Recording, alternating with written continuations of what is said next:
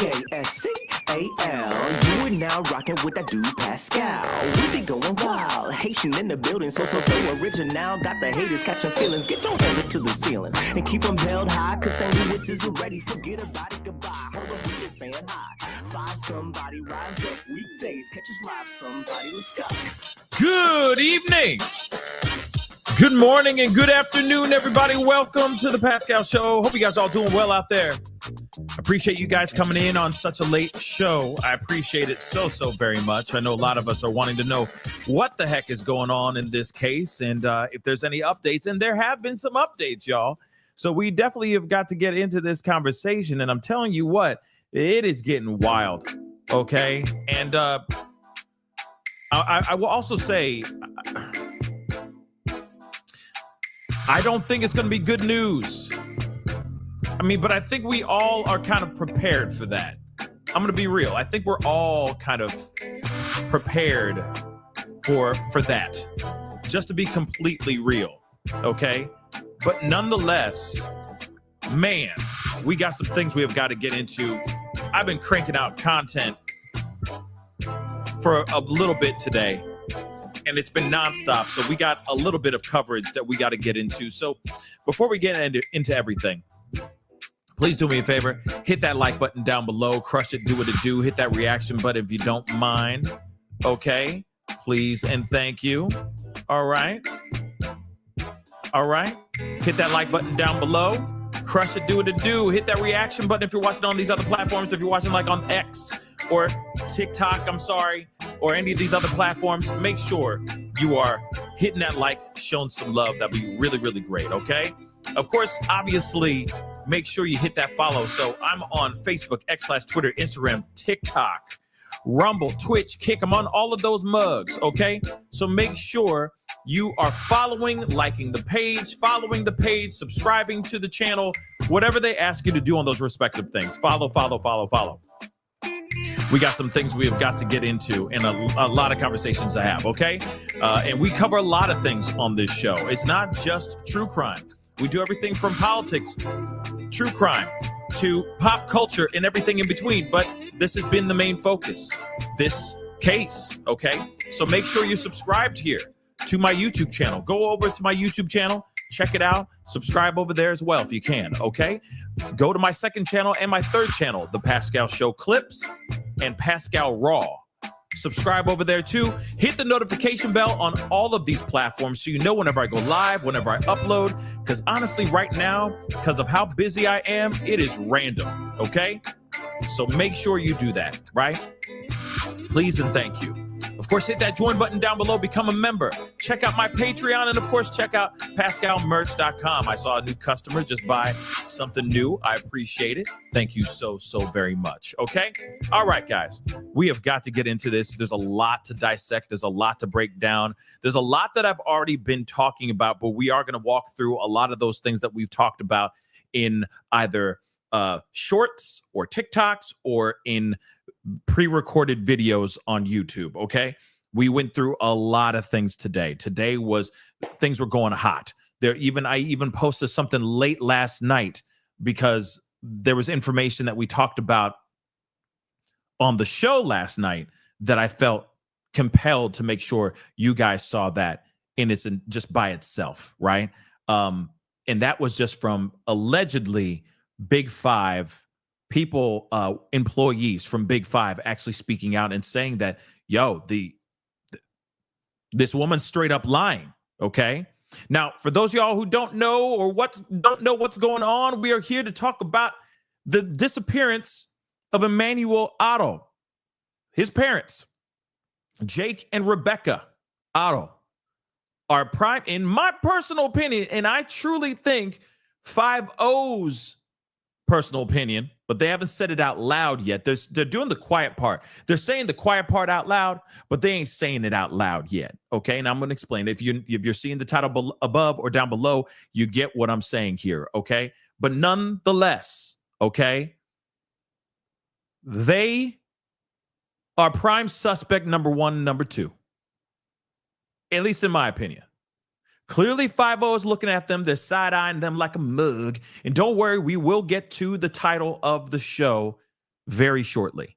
But of course, I want to give you guys a few things that we've talked about this morning, okay, or today, leading up to this conversation, okay, the title, wherever you're seeing the show, all right? Some things are going on, and I'll touch on it a little bit right now. Jake Otto's car has been seized by police, and now it's being processed as evidence. Oh, there we go. Now it's being processed as evidence, y'all.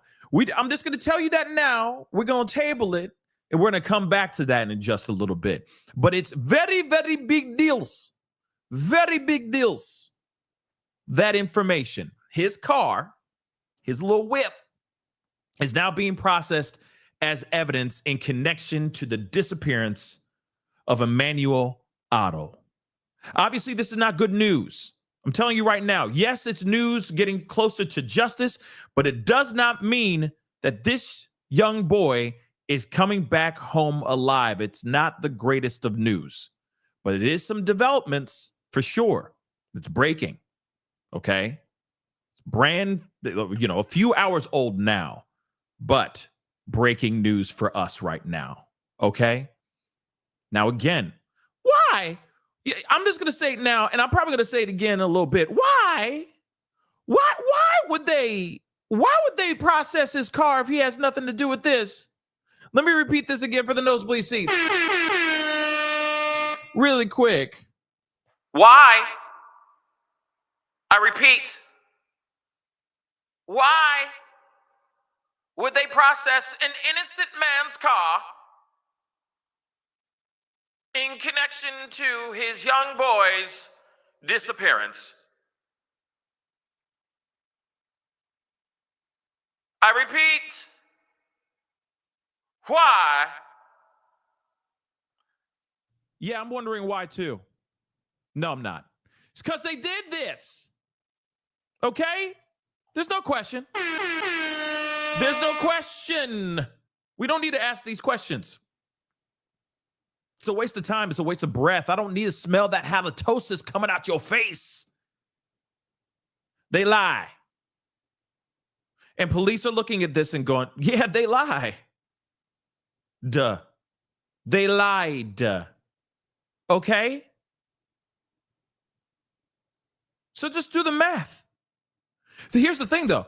They're saying the quiet part out loud. Or actually, it should be the loud part out loud. You feel me? Right? Because we all been known that these guys are the ones who did it. There is no, I'm sorry. There is no way. There's no possible way, at least in my mind, unless I hear something different. You know, they're like, ancient aliens, man, came down, they took the boy. And they show proof of that, then I'd be like, that be an extraterrestrial right there. Mm-hmm. That is a UFO. That is a flying saucer outside the parking lot of Big Five Sporting Goods store. Damn. In broad daylight. Ain't nobody saw this ish. Damn. Okay, then. I believe it now. My bad. Lo siento. Okay, I was wrong, right? But that's not the case now, is it?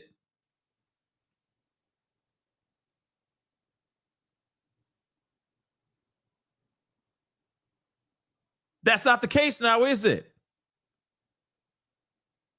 So until they give us smoking gun evidence of their innocence, I'm looking at them like they did this.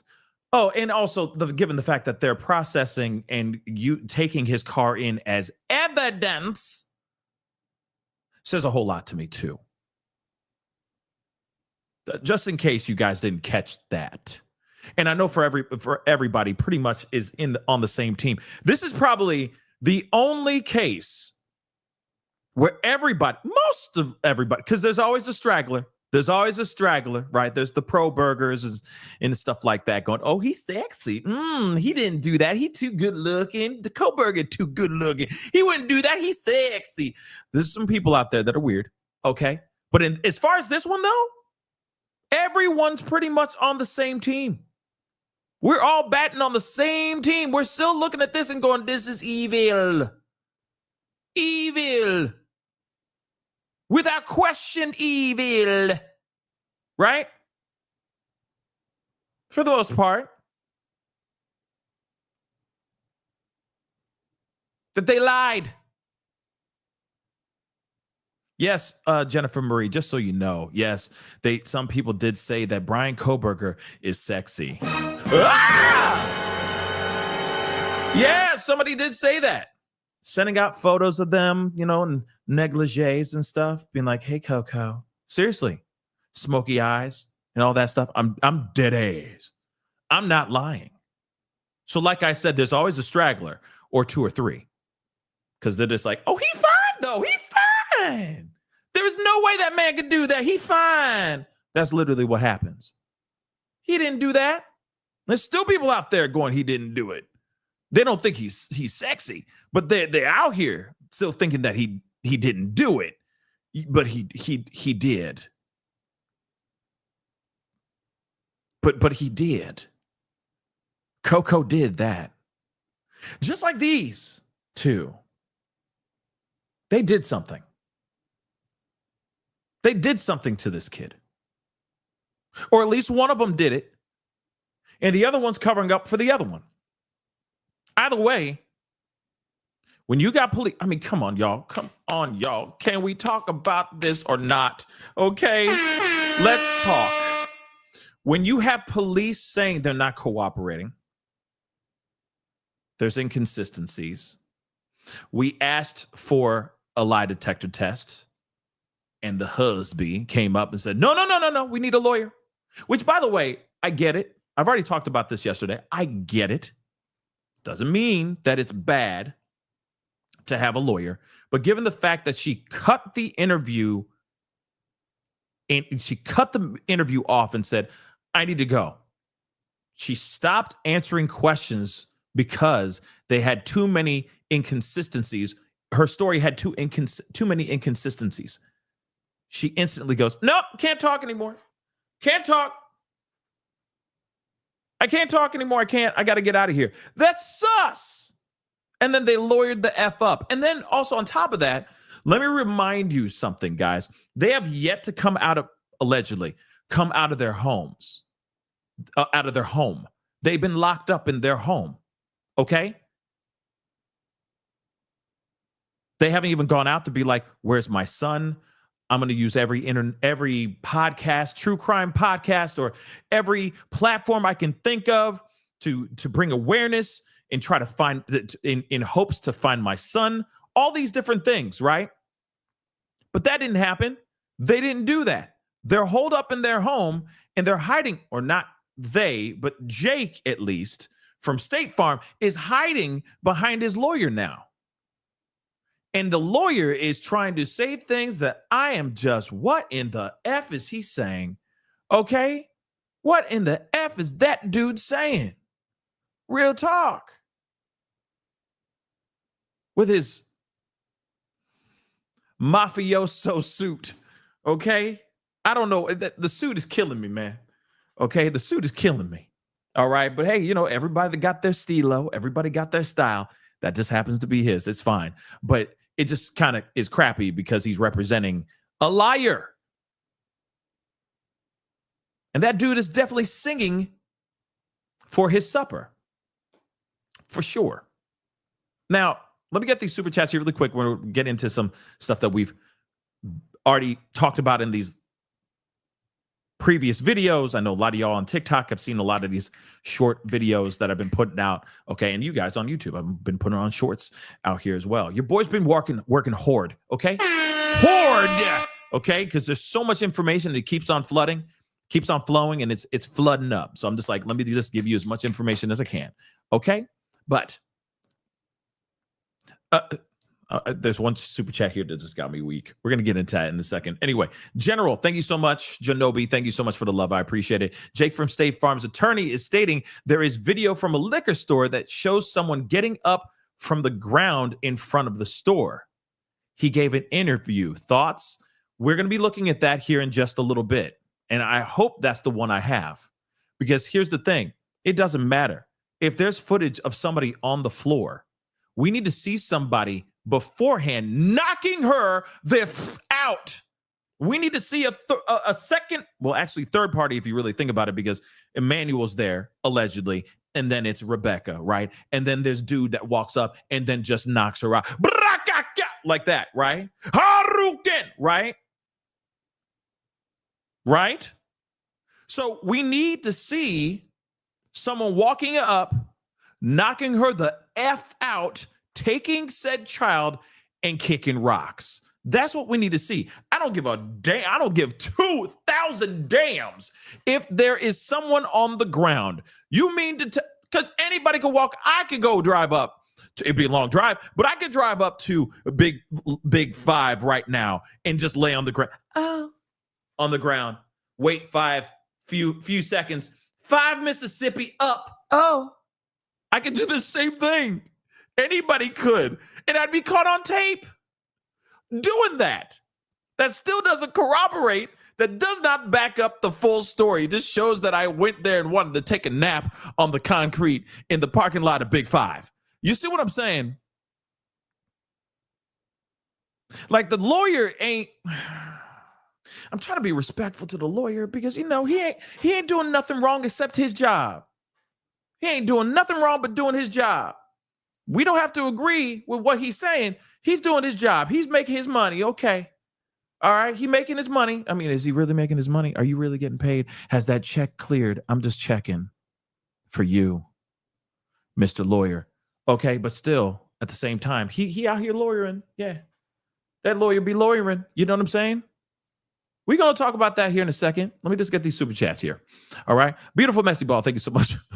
I believe the Chupacabra more than their story. Oh, my God. Yeah. I mean, you know. Yeah. Ain't that some crazy stuff, right? Mom interrupted. Thank you so much for the love. I appreciate it. Their neighbor's house is currently on fire. What? Say less. Wait. Huh? Their neighbor's house is on fire? Can you send me a link to that? Please and thank you. If you're going to email that to me, please send it my way. Okay? Mom interrupted. Okay? What? General Genobi, thank you so much for becoming a member. Thank you. So on TikTok, somebody said, Jamie just said, 2 homeless men set the house on fire. Just saw this. What? That doesn't make any sense. Why would that happen next door?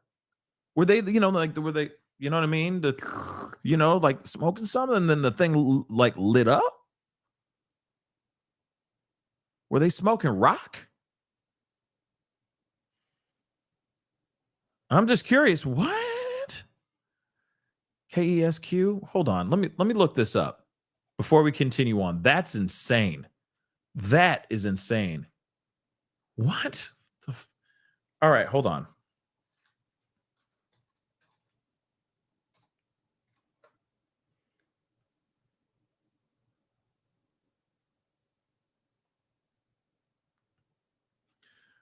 I'm looking to see if I see that right now. I don't see an article about it.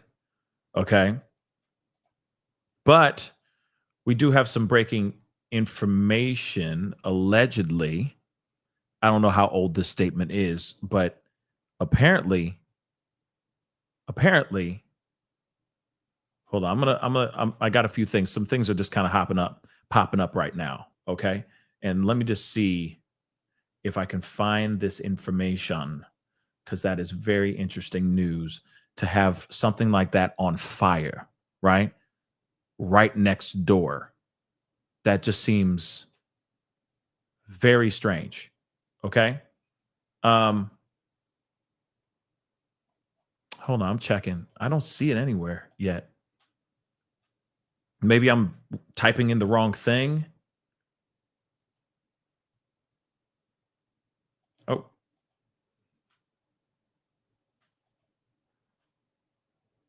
Whoa, that's crazy. Okay, hold up.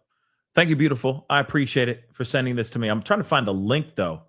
I want to see a link, but that is insane. What? Hold on, let me show this to you guys, and I'm gonna look. I'm still looking around. Okay, so just give me a second. But take a look at this. What in the what? So they're saying breaking a home along Ramona Road in Cabazon is on fire. The fire has spread to a second home and vegetation. Could this be? Oh my damn. Oh my damn.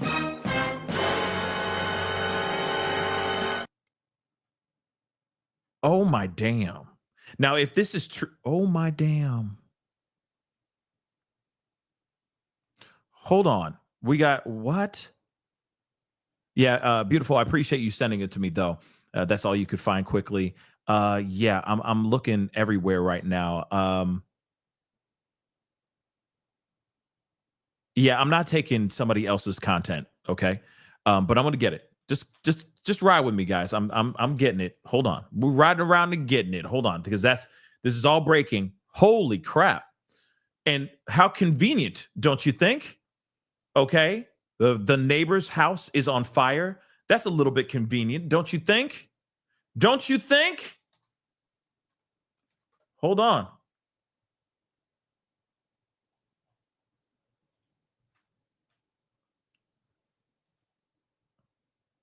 I'm trying to see if there's any where it's at. Hold on.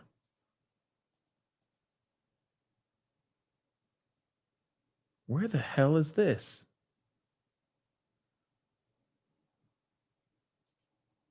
Like that's insane. Sorry guys, I'm trying to find it because there's no live feed on like the internets, right? On the YouTubes, okay? But I am looking around to see if I can find this, right? Let me see if you guys even emailed it to me because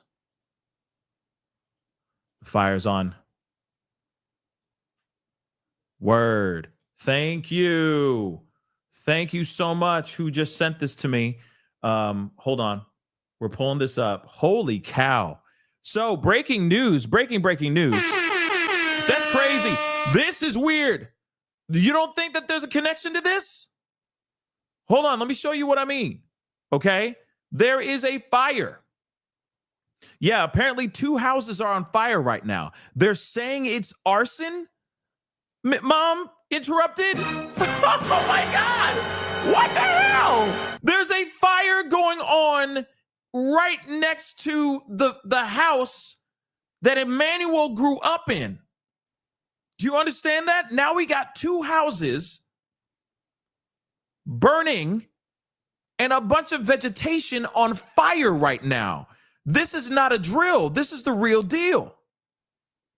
Let's take a look at this. You guys have got to go over and hop over to my YouTube channel so you can see this footage, okay? You're not going to be able to see it here, unfortunately. I'm so sorry, guys, okay? I'm working on something so the TikTok lives will be more interactive. You'll be able to see everything, okay? Baby steps, okay? But for right now, just hop over and take a look at this for your own self and then hop back on, okay? But this is crazy. Let's take a look at this, okay? Breaking. Holy crap. Breaking news. Breaking freaking news. So they say, well, let me first say this, okay? Breaking how a home along Ramona Road in Cabazon is on fire. The fire has spread to a second home and vegetation. So 2 houses are on fire and vegetation. Okay, I'm going to try to see if I can get this article, okay? Because, of course, firefighters are working to contain the fire at this particular residence, and it's in the same area as Emmanuel's home. So this is absolutely crazy. So I'm going to share this, and hold on. I know the comments are going wild right now. Somebody just said, hold on. Where did it go? Fox 11 is on the scene. I'm going to take a look at that, Tipsy. Thank you so much. I'm going to let this ride. As you see. So this says 2 homeless people just started a house fire next door from Jake's house from the missing from the house from. Sorry, let me repeat that again. Sorry, I'm a little too excited.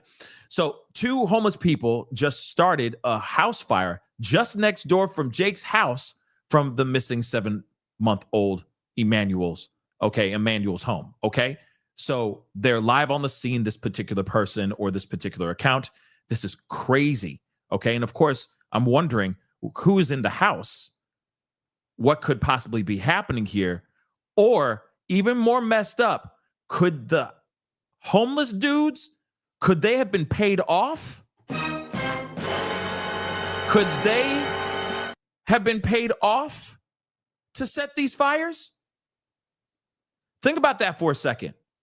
They set a fire either to eviscerate something like evidence or to create a distraction so that they can run. That's another possibility. I know it's like, man, you talking like this is like a movie, man. But people do some crazy stuff, right? So that could be it. They're trying to cover something up, or they're trying to create a distraction to kick rocks. I don't know, but let's take a look at this.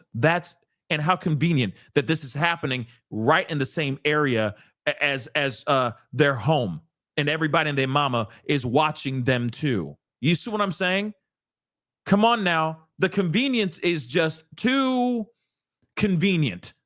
You see what I'm saying? All right, I'm going to stop talking. Let's play. We caught 2 homeless guys, starting as a guy and a girl. What? Started a residential fire and took off. And Sheriff's Department beat on the door. We cannot get anybody to answer the door right now. But we do have identity on the suspects. What the hell is going on here? This is some dirt. Looks like there's an RV back there as well that's on fire. Yo.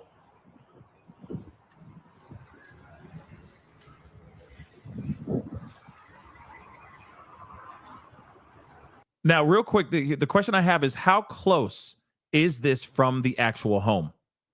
If this is just like a block away, or if this is a few houses down, or if it's literally right next door, I think that's a huge deal, right? That's a big deal, right? But let's continue on. It's already melting the fence. I'm going to get some more stuff here, guys. I'm going to let this It looks rock like for there a is a second. gate down there, Deputy. Have mercy. This is insane. Hold on. This seems too convenient, y'all. It seems too convenient.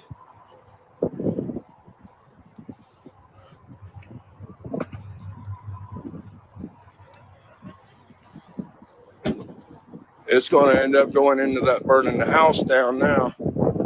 I mean, it's already started on the house, guys. Box 11, right? It's a house that is right next door, across the street from the Haro family. Across the street. Kid. Yo, this is across the street, yo. Oh, my damn. Oh, my God. Oh, my God. So this is across the street. Tell me this is a coincidence. Tell me this is a coincidence, and I'm going to smack you in the face. I'm just kidding. I'm not going to do that. I'll smack you in the face with love, okay? With love, okay? But still, this is across the street from their crib. Come on, y'all. You mean to tell me with all this commotion, they're like, yeah, let's just set some things on fire, Cletus? That doesn't make sense to me. Somebody got paid in beer. Someone got paid in a sandwich and some beer. That's what I truly think. Or a bottle of Jack. Something. St. Haro's fire. I'm done, rich buddy. But still, this has got to be a cover-up, in my personal opinion. That's what I truly think. Now police need to look into whatever's being burned in that area. Let me continue. I'll stop talking. This is crazy, though. So just so you guys know, on TikTok, and for those of y'all who are just getting here, that are showing up late to the party, okay, fashionably late, all right, they're now saying that the fire that's going on right here is across the street from Emmanuel Haro's home. this. No, and this is not like a lightning struck or there was like some weird power surge or anything of that sort.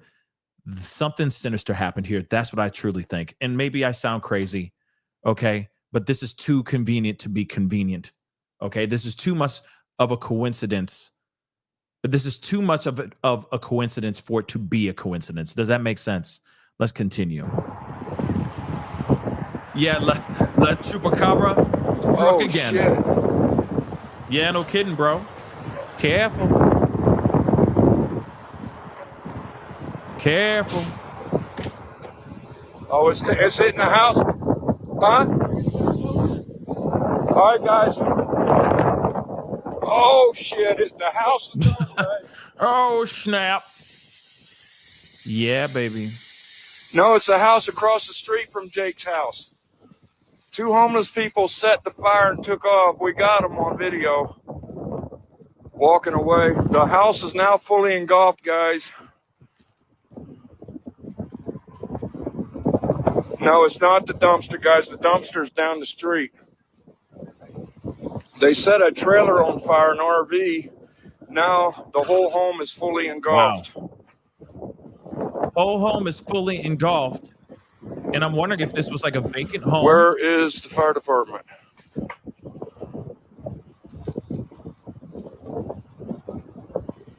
Now I'm trying to guys, did I catch or did they say anything about if this is a vacant home or if this is a home that actually is owned by somebody? Because that's one thing I'm kind of trying to figure out as well, right? Yeah, I truly think somebody got paid. Okay, they said there was 2 homeless people that did this. Come on. Elizabeth on Facebook, thank you so much. You sound 100% correct. This is wild. Just gets deeper. That's what I think. I think that they're trying to cover something up or they're trying to cause some sort of distraction. Whatever it may be, I'm hoping that law enforcement's keeping an eye on that house because that's what I would do, okay? Instantly, I'd be like, okay, boys, I need you going over there and keep an eye on the Otto's house. And then we're going to be over here and we're going to deep dive into this fire and see what we find in this fire. Because there's 2 options that could possibly be. Well, 3. Could be a coincidence. Could be strange. Could just be a weird thing. 2 crackheads just being crackheads, right? Or this is a distraction so that they can try to run off. Or they're trying to cover something up like evidence is in that fire. And they're trying to cover it up. That's what I think. But we'll see, right? 3 different options here. This is crazy. Just to refrain everybody again, this is not Jake's house. This is not affiliated with the family. The glass just broke in the house. Rubita, I'm gonna. That's Jake's house right there, where the missing baby is. Real quick, okay?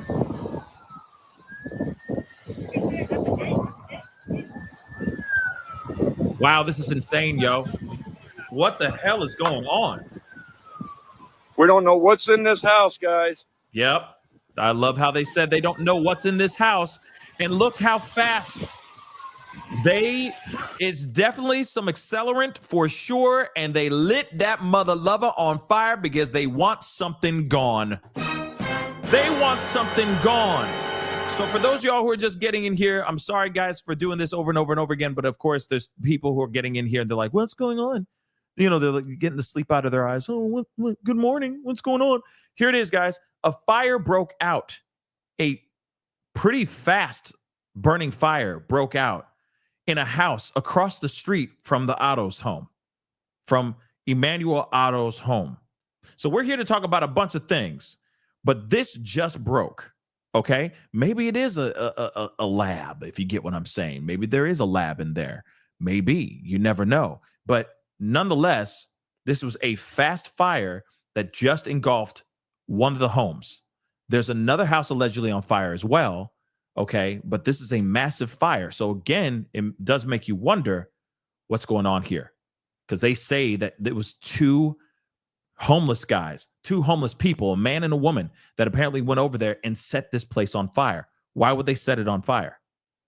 And it's very interesting that this is happening right across the street.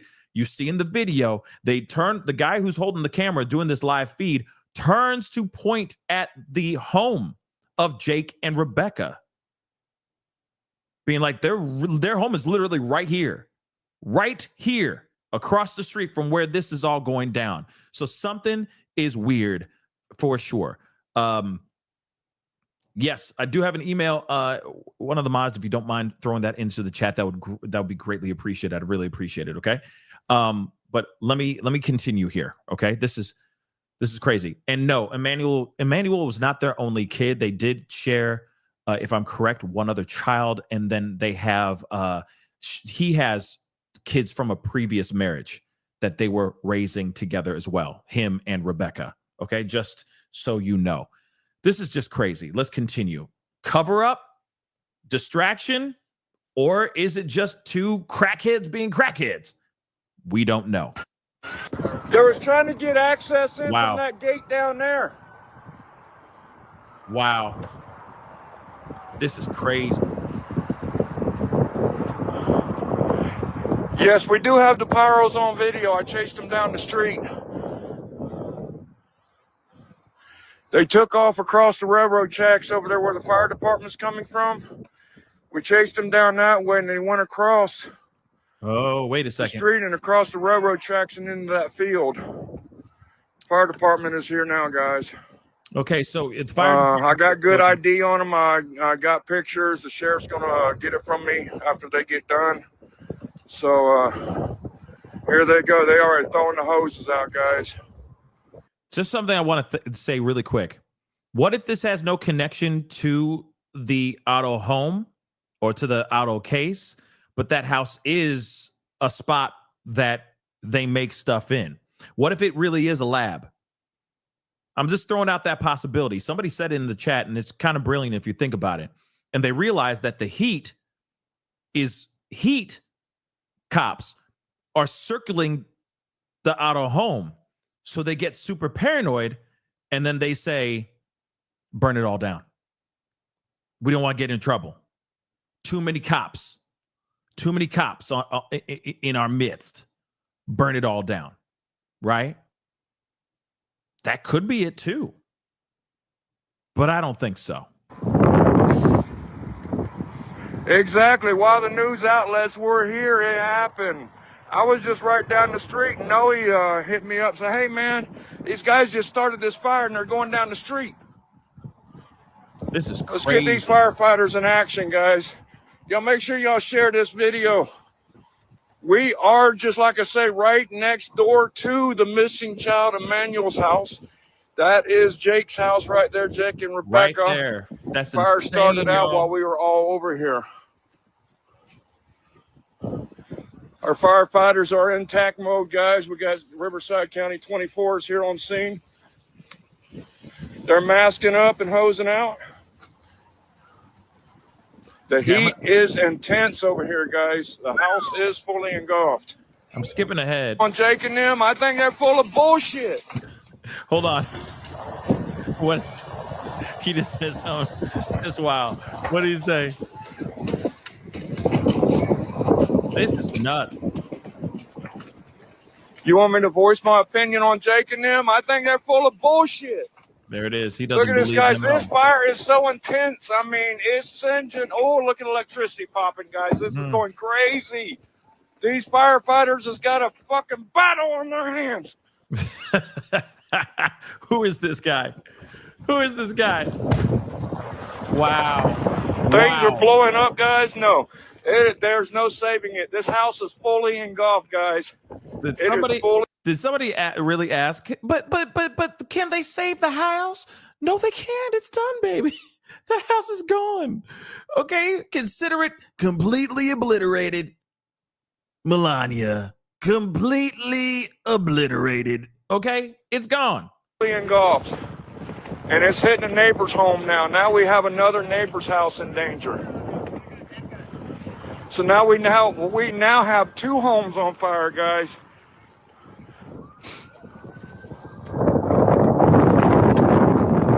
The wind is blowing it, and it's probably going to hit the third house. These guys are trying to get this thing fought as quickly as safely. We do have electric lines busting. They are now putting water on it. Okay, I'm gonna skip We ahead got a little another bit. house. That one's going to come down too.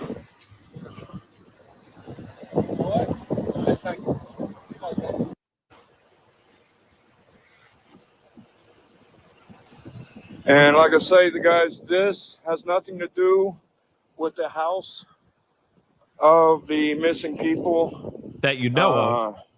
What's his name?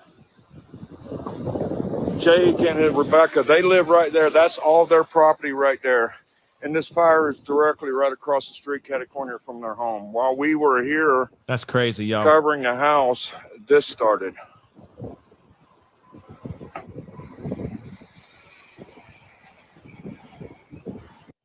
Covering the missing child story of Emmanuel. Palm trees on fire. And then all of a sudden, this is crazy.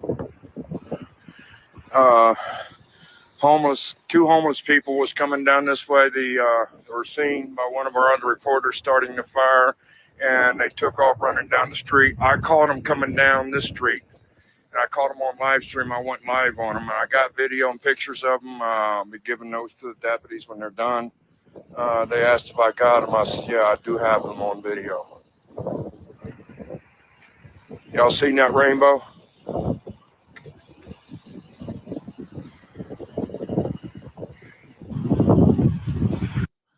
Crazy, guys.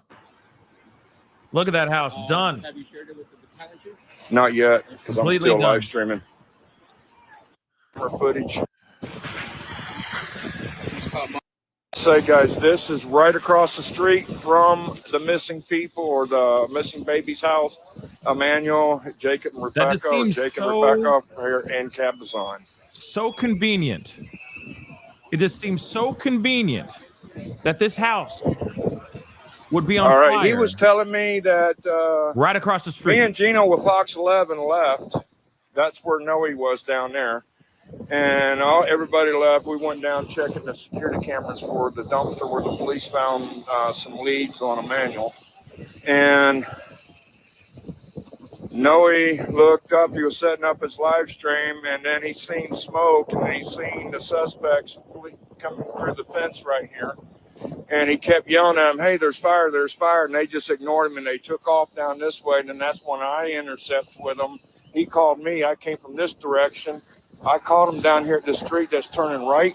You can't see it right now. It's right there where that sign is. I caught him down there, and I chased him down to the main road, and they went across the railroad track. If you see my prior live stream, I didn't even get a chance to title it. I just went live on him. So I was able to get some ID on him. So I'll be able to give that to the police. Oh, yeah, the Cal Fire rocks, dude. Cal Fire don't play around. Oh, yeah, but now these people are going to come home to a no home. This is crazy. Okay, so again, house on fire right across the street from Emmanuel Haro's parents' home. Is it connected? Or is this just a strange coincidence?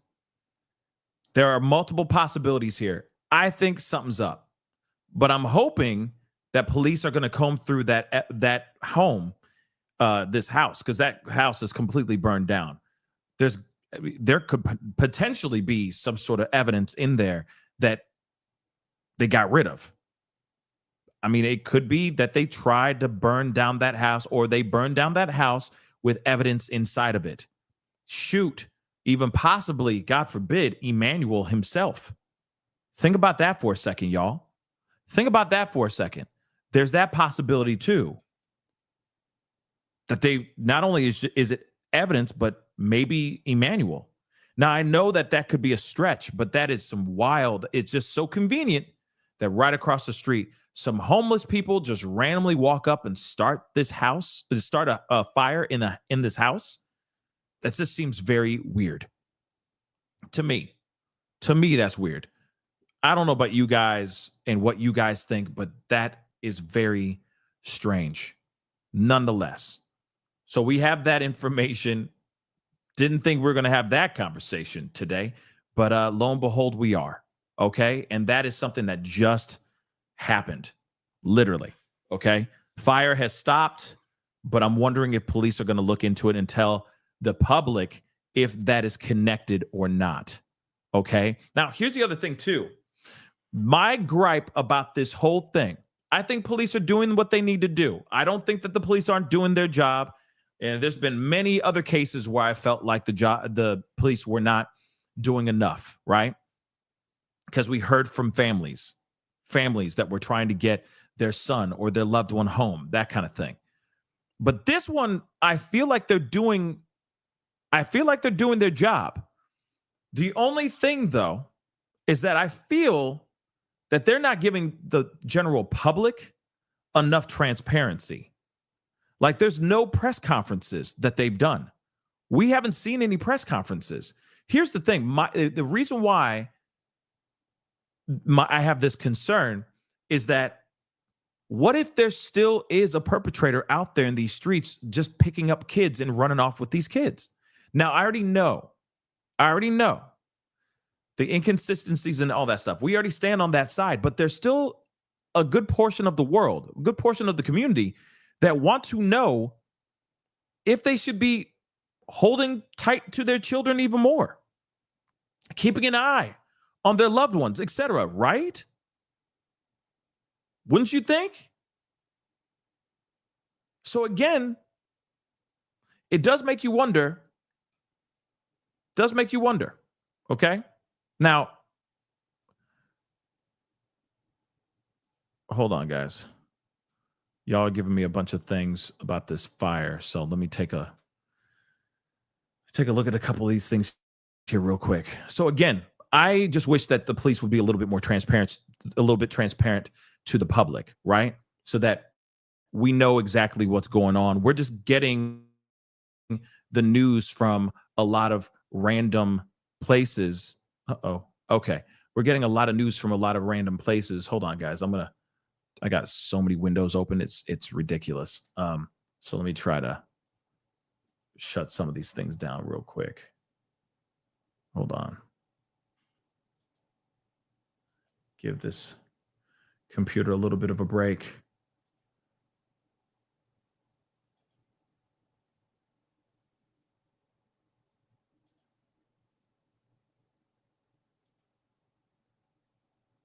Okay.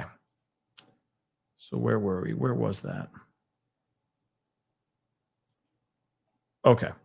Let me share this with you guys. Again, I just wish that they would just do a little bit more, press conferences, that kind of thing, and just let people know, like, hey, they're keeping an eye on things. Here's the developments, all that. You know what I mean? So here's the thing. Okay, so they're saying fire destroys home. Okay, so fire destroyed home in Cabazon Tuesday afternoon. The fire was reported along Ramona Road just after 6 p.m.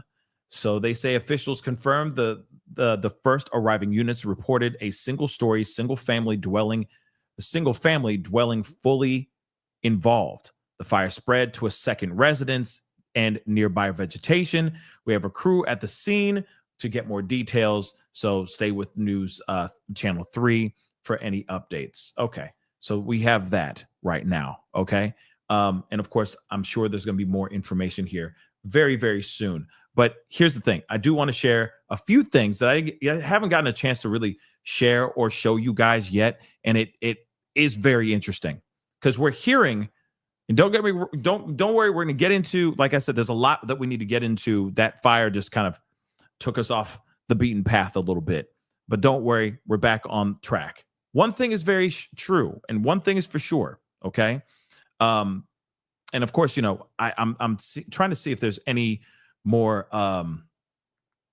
updates in the fire, if they're still showing some sort of footage, or if the fire, you know what I mean, if this is all done, right?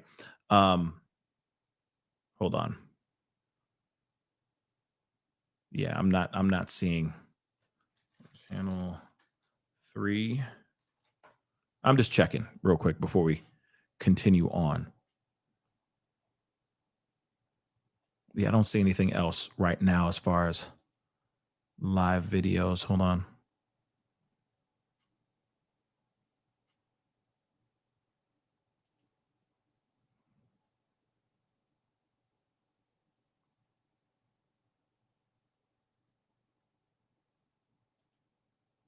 Okay.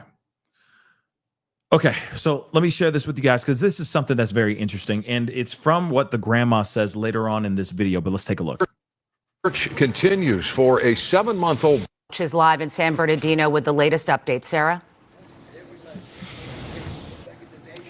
Sharon, Mecca, good evening. Investigators aren't taking any questions about those inconsistencies, but they did say that they have scoured the areas of Yucaipa and Cabazon looking for any evidence of this baby boy and his whereabouts, and that they've also collected large amounts of surveillance video and are currently reviewing it, piecing this all together ever since the baby's mother claims that her little Emmanuel was kidnapped 4 days ago.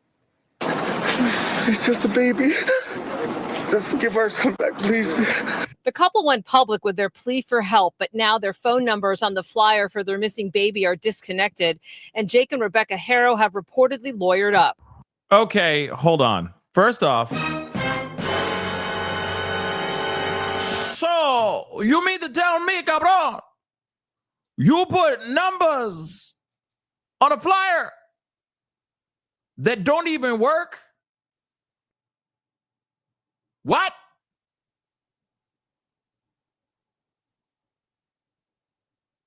What?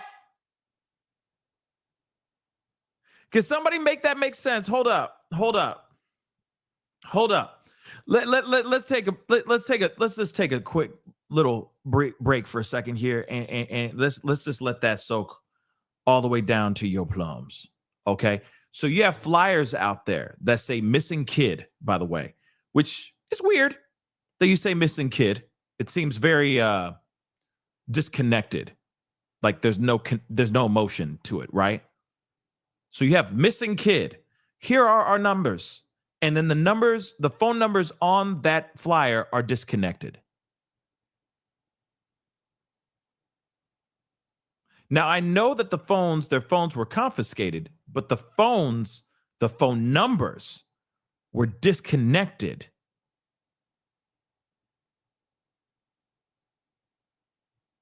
That seems a little bit weird, right? And also, I want to point this out. It's very easy to go down to a local phone, like a local store, like a Verizon or something like that, and get a burner phone and then use that phone number as your contact number, okay, on that burner. You see what I'm saying? Like, all is not lost. So they could have put up fresh new flyers with brand new phone numbers that are only, it's like the bat phone. It's the only phone. The phone is only used for updates and any tips on anything about possible whereabouts of Emmanuel. But they didn't do that. Instead, they just disconnected the phone numbers. Here it is, though, too. I get it that people were probably calling those numbers and being like, throwing out threats, because apparently they were getting threats, of the unaliving kind, for sure. Okay. And they're probably getting a lot of harassment and all that, too. I get that. But at the same time, you disconnected the phone numbers. So any possibility of reaching out to them, because if you did actually see Emmanuel on the streets, there's no way to reach out to them. That's weird. But let's continue. There's a lot of things that we're reading that just don't add up. The locals who don't know the couple are zeroed in on the search for the 7-month-old that is garnering national attention. What is happening in the city, what is happening to this family. Sunday night, people worried for baby Emmanuel held a vigil for him in the Big 5 parking lot in Yucaipa, where his mother claims her baby was kidnapped last Thursday evening. She says she was at this nearby park and ran to Big 5 to buy a mouthguard for her stepson. And as she was about to change the baby's diaper, a stranger knocked her out and kidnapped the baby. But investigators say there are holes in her story and they cannot rule out foul play. This afternoon, deputies walked the couple's property in Cabazon, and over the weekend, investigators were seen there, and the baby's grandmother says cadaver dogs also searched the home. Okay. Now, cadaver dogs have searched the home. Police have been in and out of that house, which obviously I give them mad respect and mad love for, because they're doing everything they can to find out where this young boy is, right? One thing for sure, I wish they would do some press conferences and let people know where they are at in the midst of this search, because clearly a lot of us are very concerned. There's a lot of internet sleuths, a lot of TikTokers, a lot of YouTubers, a lot of podcasters, a lot of news circulating around where and asking the same question, of course, which is, where is Emmanuel, right? And by the way, Nancy Grace just did an episode on this, by the way. So I don't know if maybe she saw the show. Okay. She probably didn't see the show, but you know. She did one, which I'm very, very happy about. That just came out today. Okay. So, of course, they're all asking the same thing in honor of Nancy Grace. Where is Emmanuel? Right? Where is he? For sure. And they're doing that. But, of course, it'd be nice to have a little bit more transparency. Right? For sure. We just covered that, Nikki. Thank you so much. We just covered it, and we're moving on to other conversations. But we just watched the whole thing go down. Okay, the whole thing getting completely obliterated. You know, okay. Just so you know, Melania, completely obliterated. To the likes you've never seen before. Okay, sorry, but moving on. All right. We watched it. Crazy. But this is the part that really blows my mind. Let's take a listen to this part. They're not going to hurt that baby. That couple were just homebodies. The grandmother says Emmanuel is her daughter's pride and joy, but we've learned that history of child abuse and a felony child cruelty conviction from a previous relationship. The couple's 2-year-old has been removed from the home as a result of this case, as the search goes on to find the baby boy. So 2-year-old has definitely been taken. Okay. Has definitely been taken. Just so you know. 2-year-old has definitely been taken from the custody of these two, because clearly they believe foul play is involved, and they believe it involves those two parents. And of course, they're not going to leave a 2-year-old in the hands of two potential suspects, right? So now that kid is with CPS. So that is definitely confirmed. 2-year-old gone, ripped from their hands. Okay, here we go. I'm a father and I'm a grandfather, and the thing that bothers me about it is the inconsistencies in the story. I would be inconsolable if something happened to one of my kids. Here we go. Now, we did ask the grandmother if anyone saw baby Emmanuel at the park last Thursday. She told us that the baby's mother would never take him out of the car because he didn't have his vaccinations. The grandmother also told us that her daughter was asked to take a lie detector test, but her husband said no until they had a lawyer. Okay, hold on. Okay. We're gonna rewind that for a second, okay? Because Gam Gam got things to say. Gam out here talking. Probably Gam is blowing up their spot. You feel me? Okay. So let me explain what just happened. So you guys, for those of y'all who are on TikTok, the news reporter, okay, that's covering this situation Gam says that the reason why people Gam explains Rebecca's reasoning for why they didn't see Emmanuel at the football game. And what Gam says is that Rebecca was worried because he didn't get his vaccinations yet. Therefore, he didn't get out the doggone car. That's why they didn't see Emmanuel at the football game. Let me repeat that so you guys can hear that all the way to the nosebleed seats, okay? Now, we did ask the grandmother if anyone saw baby Emmanuel at the park last Thursday. She told us that the baby's mother would never take him out of the car because he didn't have his vaccinations. So he didn't have his shots. She would never let him out of the car because he didn't have his shots. This is the reason why they didn't see him at the football game. You see what I'm saying here, right? You picking up what I'm putting down. You feel me? Okay. So what's going on here? Okay. Let me just try to say this again. Let me say this in layman's terms. They lie. They lie. They're lying. That's all it is. They straight up lie. Okay? Period. So she's sitting there going, he can't go. He can't get out of the car. Why? Because he doesn't have his shots.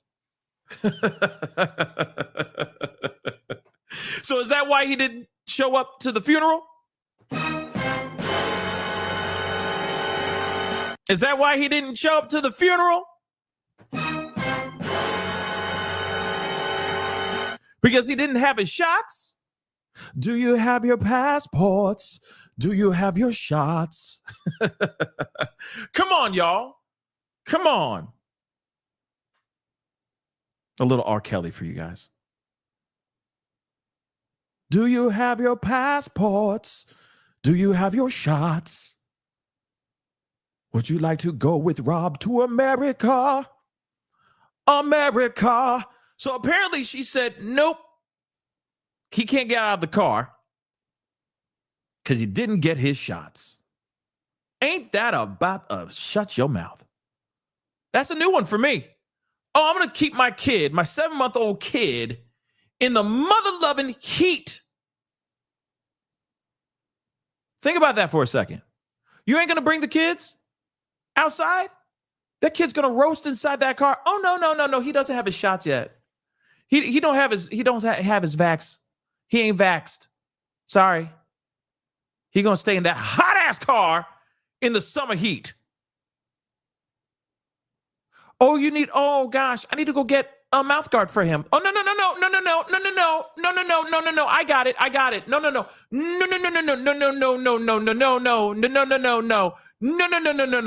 I got it. I'll go get it. No. I know exactly where it is. No. I know exactly where to go. Big Five. I'll go get the. No. Everybody stay. I'll go get it. I'm just gonna take me and little Emmanuel. We're gonna go. Okay, and we're gonna go get the mouth guard. No. I'm good. We're gonna go, and we'll be right back. Come on, y'all. Now the excuse is he didn't have his shots. Come on. All right. That's some serious just. Things that just burn my cookies, guys. Things that just burn my cookies is when people try to stretch the lies and they just keep getting like, yeah, Christy, met a mom Christy and mom met a Christy. I can't no more. The stupidity is insane. You turn off your phone numbers on the flyer. You turn off the phone numbers that are on the flyer trying to find your son. What kind of level of stupidity is that? Do you realize how dumb that is? They're so dumb. How dumb are they, Pascal? That they turn off the phone numbers that are on the actual flyer that are out there to find their son.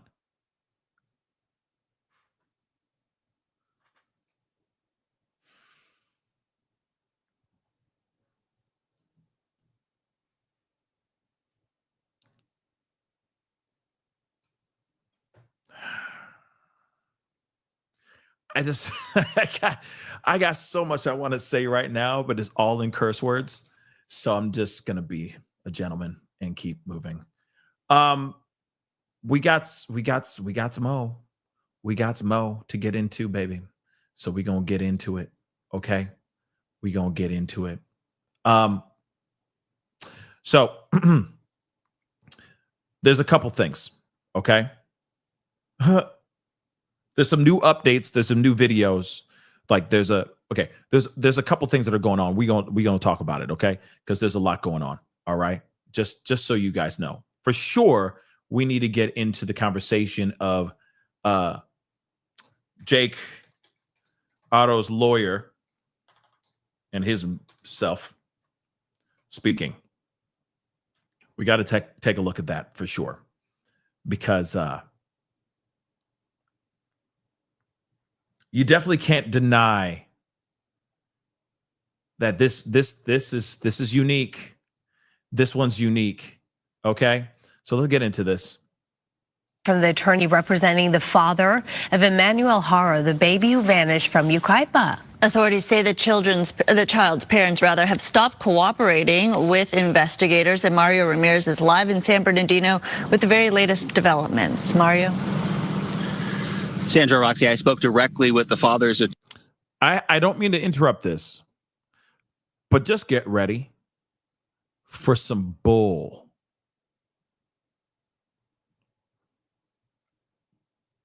Yeah. Attorney Vincent Hughes this morning, and he tells me that's not the case. The child's parents have been cooperating with investigators. Meanwhile, the San Bernardino County Sheriff's Department says that desperate search continues, and it has not ruled out foul play when it comes to that baby's disappearance. Take a look, pictured here, 7-month-old. Hold on, I need to interrupt him. He said that they are, okay, we're about to see this interview with the lawyer, okay? I've already covered this part. There's two different interviews, and apparently he just did another interview with Ashley Banfield.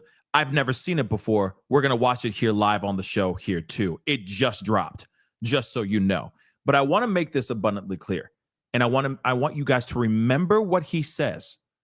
It right here from what the reporter said. He said the reporter said that the lawyer says that they are cooperating with police, that they are cooperating with police. Remember that. Keep that bee in your bonnet for a little bit. We're going to get into another interview on Ashley Banfield, and he's saying something else, just so you know. Okay? Remember, he says that they are cooperating, just so you know. Let's continue. Baby Emmanuel Haro was reported missing by his mother, allegedly kidnapped last week while in her care. This all started Thursday evening when Emmanuel's mother, Rebecca Haro, says she was attacked while... Now, I'm going to skip ahead because we already know this. We already know all this stuff, and her acting is just terrible. So we're going to get straight to the meat and potatoes, okay? Passwords and claims the sheriff's department should be doing more. You heard that, right? The cops should be doing more. They're not doing enough, according to this lawyer. They've already given away their phones and their passwords and their iPads and their laptops and all that crap, right? But this lawyer has the audacity to sit there and say, oh, yeah, no, they're not doing enough. Police are not doing enough. Hold on. Doesn't seem law enforcement is doing anything to find this child. He's holed up in his house with his family because they are not getting the support that they need. They have people trampling on their property. They have death threats being made. All of the reports I'm seeing on social media that Jake and his wife are running, have fled the country, have fled the jurisdiction, they're at their home. Okay, so there is a lot of rumor about these two kicking rocks. There's a lot of rumor about them actually on the run, that they've they're going to Mexico or something like that. But that's not the case here. All right. That's from what we're understanding. They're still in that crib. They're still in that house. So they haven't ran. They're still in the house. But this guy has the audacity to basically say that the police aren't doing enough. They're not doing their job, and that they can't even leave their home, etc. Well, here's the thing. You have the full right to leave your home anytime you want.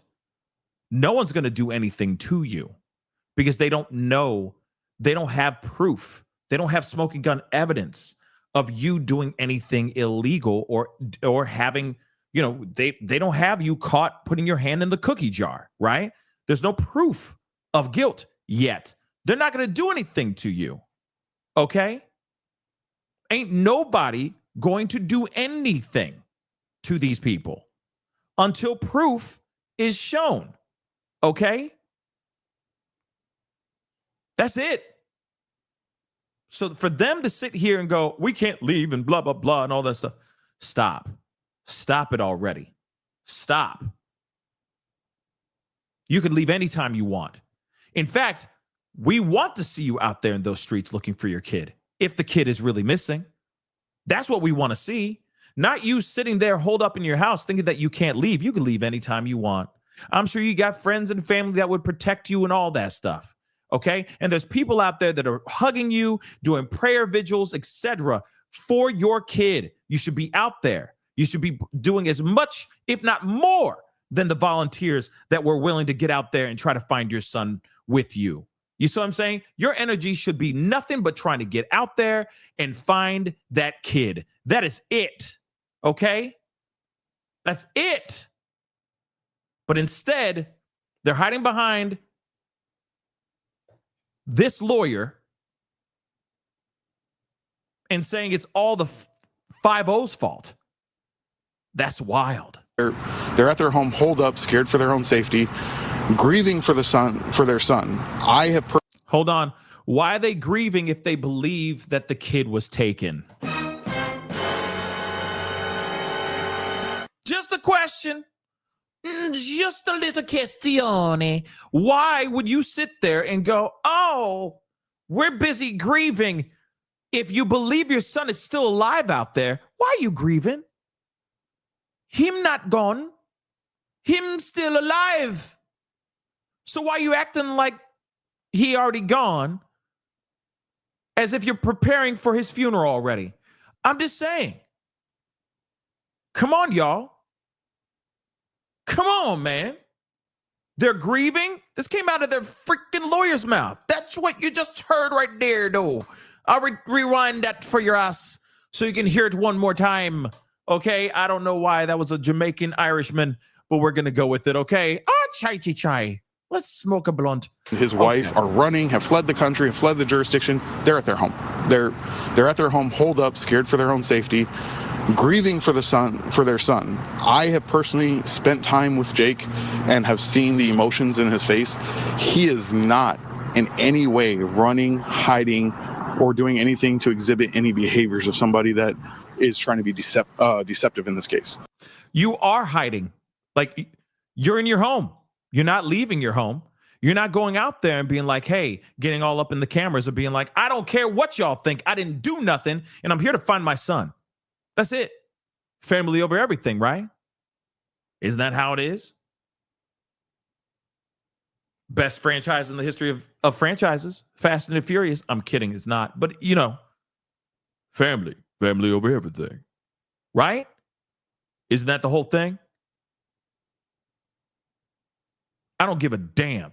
If people were thinking that I did it, they thought I was the one standing there covered in red, holding the knife, screaming that I did it or something like that. I'm still out there going, I don't care what y'all think. You can come at me because one day I will be exonerated. And all y'all will be crawling on your hands and knees saying, I'm so sorry. Please forgive me. You know what I mean? Period. But that's not what's going on here. They're hiding in their home and they're trying to throw the story. They're trying to change the narrative and point the blame at the cops for not doing their job. Yet they're the ones who keep going back to the house, bringing in the cadaver dogs, searching the home high and low, backwards and forwards, keep going back to their home to retrieve electronics and get security cam footage and all those things. Miss me with the nonsense, guys. But this lawyer, he's singing for his supper. And we've learned Jake pled guilty to child cruelty charges in a separate 2018 case out of Riverside County. According to court records, he's currently on probation for those charges after he was convicted and jailed in 2023, and is also facing additional charges for weapons possession. Meanwhile, the nonprofit organization Uvalde Foundation for Kids, we've learned, has withdrawn its $5,000 reward in search efforts, citing the parents' unwillingness to cooperate with the investigation. Now, back out here live, when speaking with the father's attorney, he told me that since that initial missing child's poster went up, several of them all throughout the Inland Empire, they've had to discontinue their numbers because they've been receiving around-the-clock death threats and also have been getting visits at their Cabazon home. We're going to hear more from that attorney coming up at 10 o'clock. Now, here's the thing. All I'm saying is that if you have people coming at you in some type of way, maybe you put a hotline number from the police, or you put a burner phone number up there, or something of that sort. Okay? Yeah, you're going to get threats. Even if you didn't do anything at all, people are crazy. Look at the Koberger, the Idaho 4 case. People were sending threats to the victims' families. Real talk. That's insane, right? That's insane and that's wrong. But that's real. So again, you're going to get a little bit of heat. It's normal, unfortunately. It's this part of the game, unfortunately. But at the same time, there are ways around it so that you can have information coming to you at all hours of the day without having to get harassed or threatened or anything of that sort. That's what and that's what's so crazy to me, is that these flyers are still up. They didn't go and ask somebody to go up there and take all the flyers down. It's just dumb. They're not thinking. They're not thinking, guys. They're not. And that's what's so frustrating about this particular case. It just still continues to be dumber and dumber every time. And it just makes them look even more guilty as time goes on. Now, again, you heard what he said. Oh, you guys are saying that that the cops said that they're not cooperating, but they are cooperating. Now, here's the thing. Just because, you got to remember, I think the only reason, and it's semantics. I'm going to just hear me out with what I'm about to say. It's definitely semantics with this lawyer, because the lawyer is basically saying, oh yeah, no. They're cooperating now. So the only choice that they have right now is to comply with the police when they say, we'd like to get your phones and your electronics. They're not going to sit there and say no to that. They're going to go, okay, here you go. Here are all our stuff. But the moment that they did not cooperate with police was when Rebecca was being interrogated about the initial abduction. As soon as they said there's inconsistencies in the story, what happened? She shut it off and they both walked away.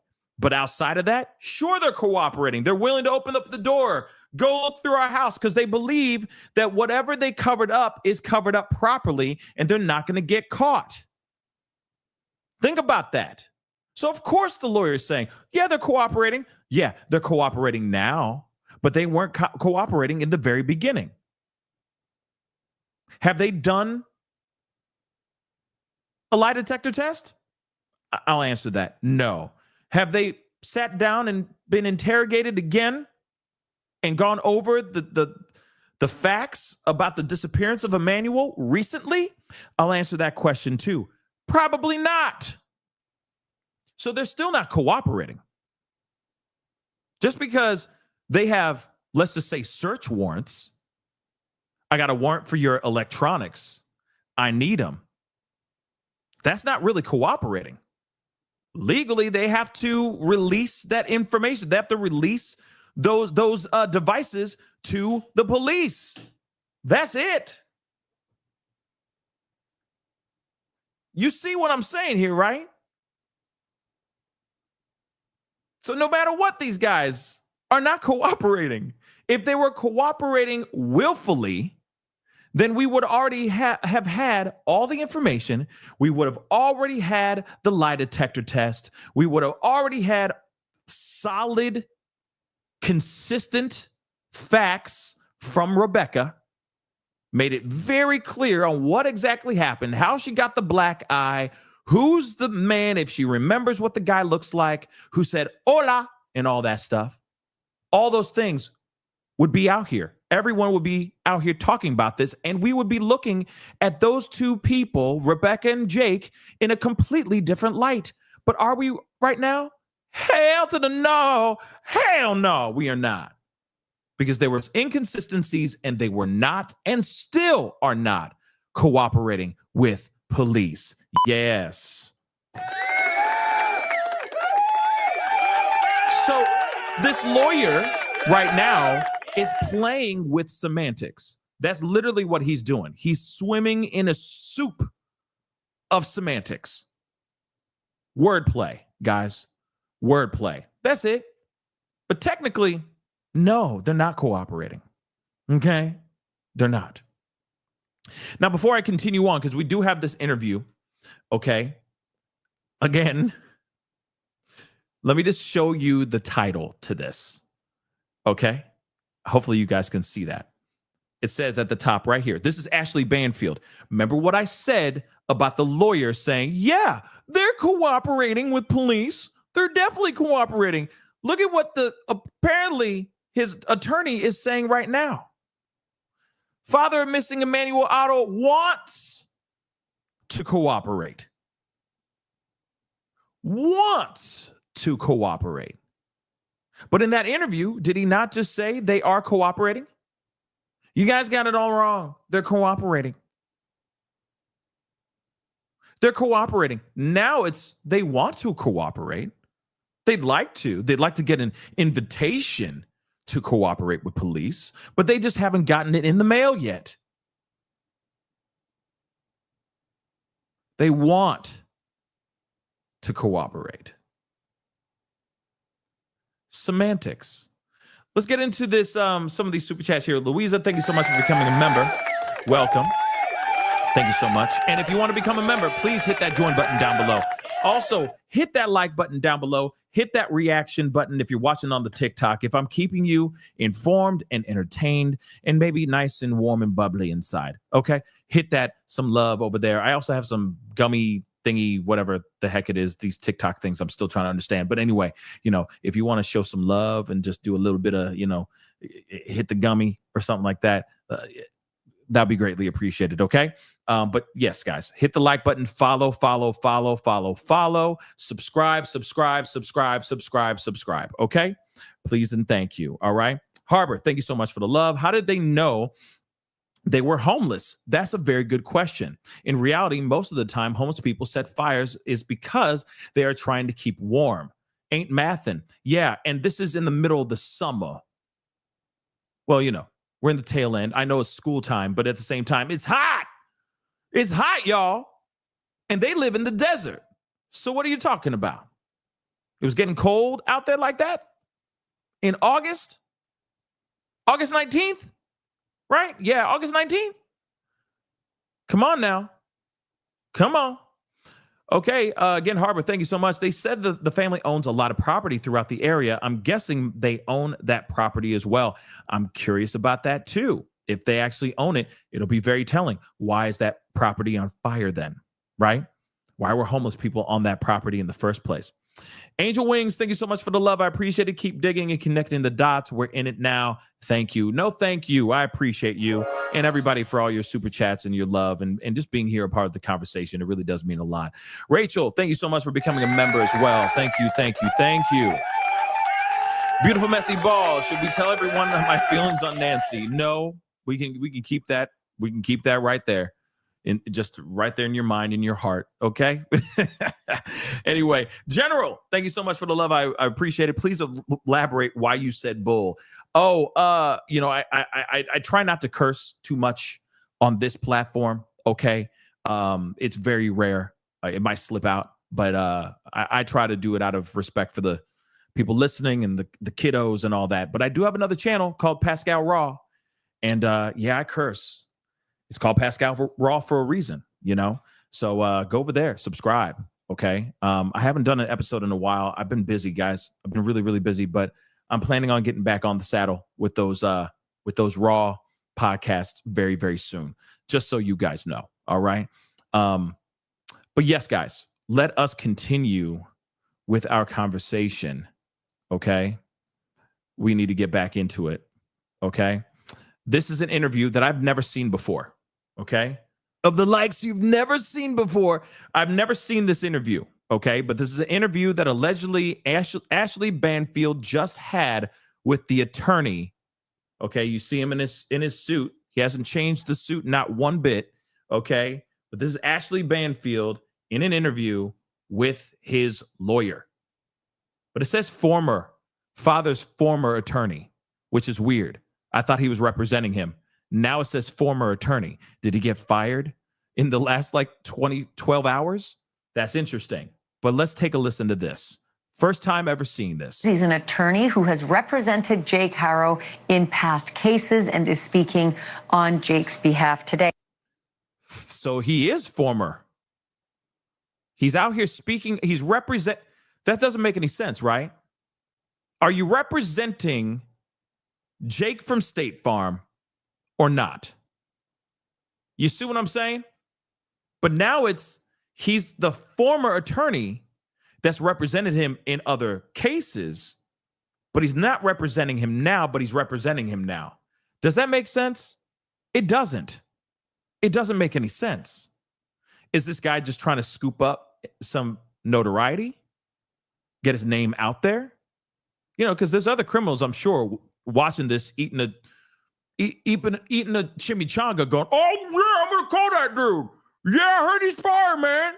I need to call that dude. Yeah, man, pass the chips, man. Where's the salsa? You know what I mean? So again, interesting.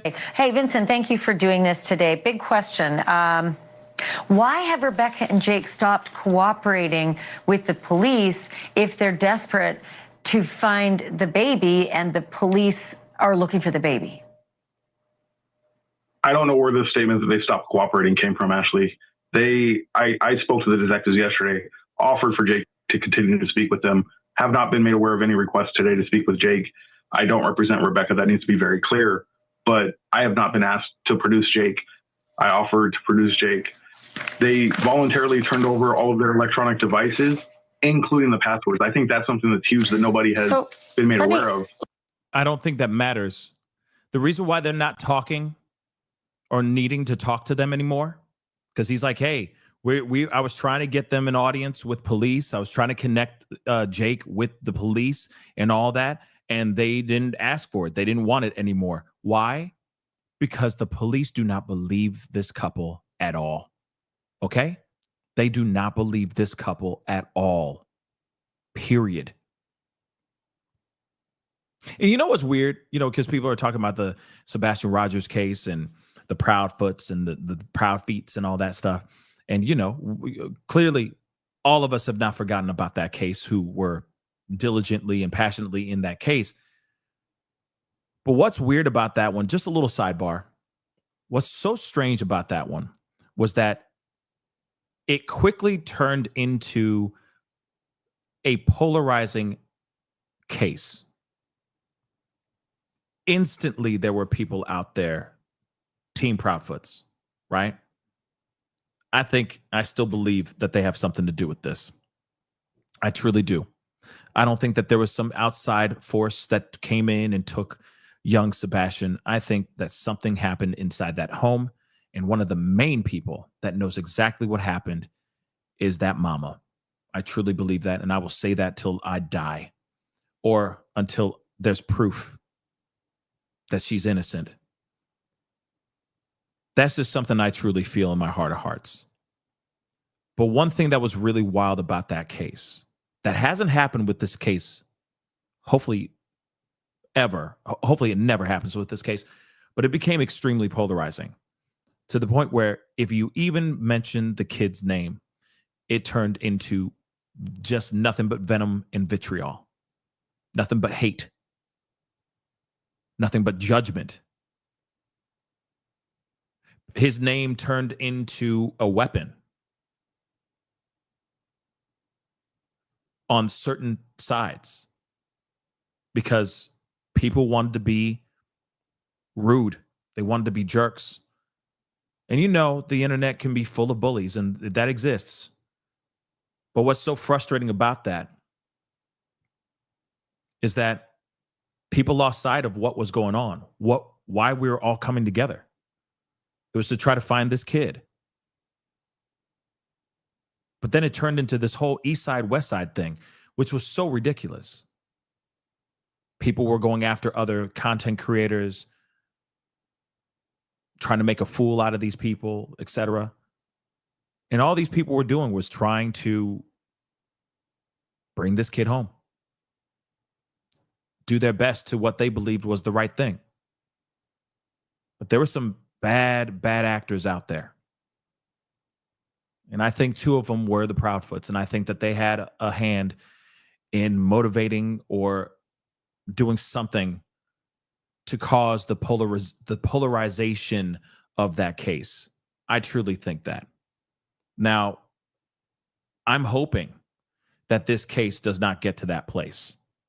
Okay? I really hope it doesn't. Because we all should err on our own side of what we believe and what we don't believe. But given the fact that the police are saying what is being said here is not making sense, that there's no connections, or that there's a whole lot of inconsistencies in her story, I'm hoping everybody errs on common sense. Errs on the facts, or that the facts aren't even there. And that this young boy's name does not become weaponized in such a way that it stops people from actually talking about the case. It stops people from actually giving a damn about this case. Because that's exactly what happened with that Sebastian Rogers case. We should still be talking about that kid to this day. But we're not.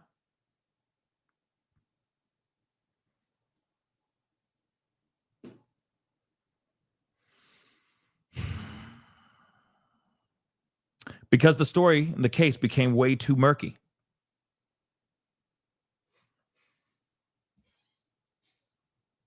It's sad. It's definitely sad. I'm just hoping that this does not happen to this case. Because I feel like right now, we are pretty much all on the same page. The facts aren't there. The information is inconsistent.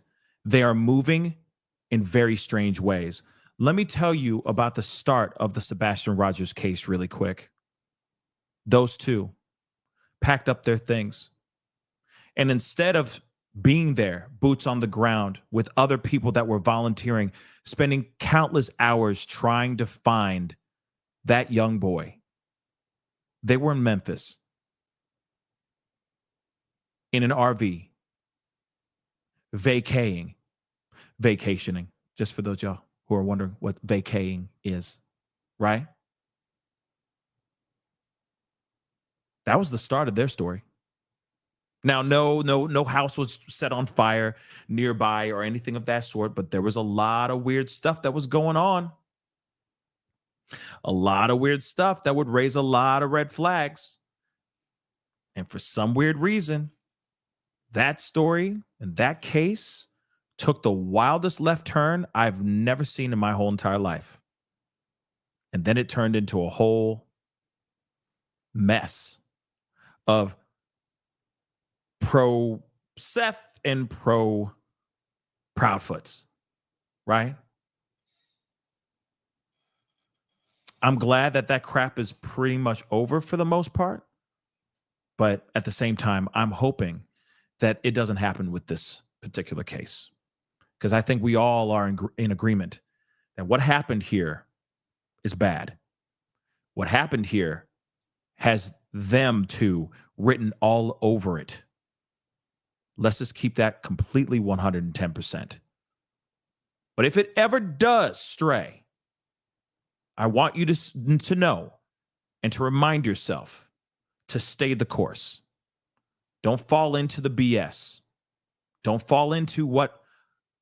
Keep your opinion. You have your opinion. You're allowed to have that opinion. But keep the focus on trying to find this kid. Please. Sorry for that little sidebar, but had to get that off my chest. This lawyer here is not even representing Jake. He's just here to speak on behalf of Jake. Does that even make any sense? Does it?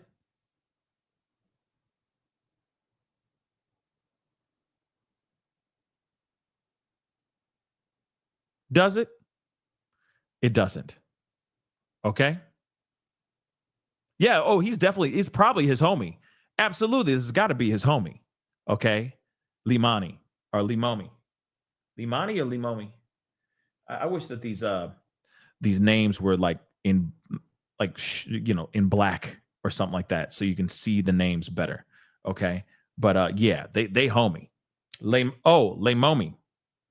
Lemami. Okay. But yeah. Yeah, they definitely homies. For sure. They most definitely homies. But it just doesn't make any sense that he's like, oh yeah, I tried to reach out and try to make them connect, but the police were like, nah, we good. It's because, just getting back to the story, it's because they think that he did it. They don't need to talk to him anymore. They have no reason to talk to him. They refuse to sit down and do interviews. They refuse the polygraph test. So they said, okay, okay, bro. You don't want to cooperate? You too? We don't need to tell you nothing. We're going to continue doing what we doing. And I think that he's so nervous and so terrified because he's not hearing anything from police, because the police aren't going to sit there and tell him that they're hot on his trail and that he's the prime suspect. Think about that for a second too. They're not going to sit there and say that. Okay? They're not going to say that. They're keeping everything close to the vest. They're not saying anything to these two because they're the two prime suspects in this whole case in the first doggone place. Think about that for a second, guys. And this lawyer knows that too. But he's out here he's probably getting paid something to get on this show and talk on behalf of of Jake. Remember, he doesn't represent Rebecca. He represents Jake. Ain't that crazy? Think about that for a second. We already know how this guy is from what he did in the past with his kid and why he was locked up. And instead of him using the lawyer to represent his own woman, his own wife, he uses it to protect himself. Come on now. Think about that for a second. Do you realize how dumb that is? Do you realize how dumb that is and how telling of a character that he is?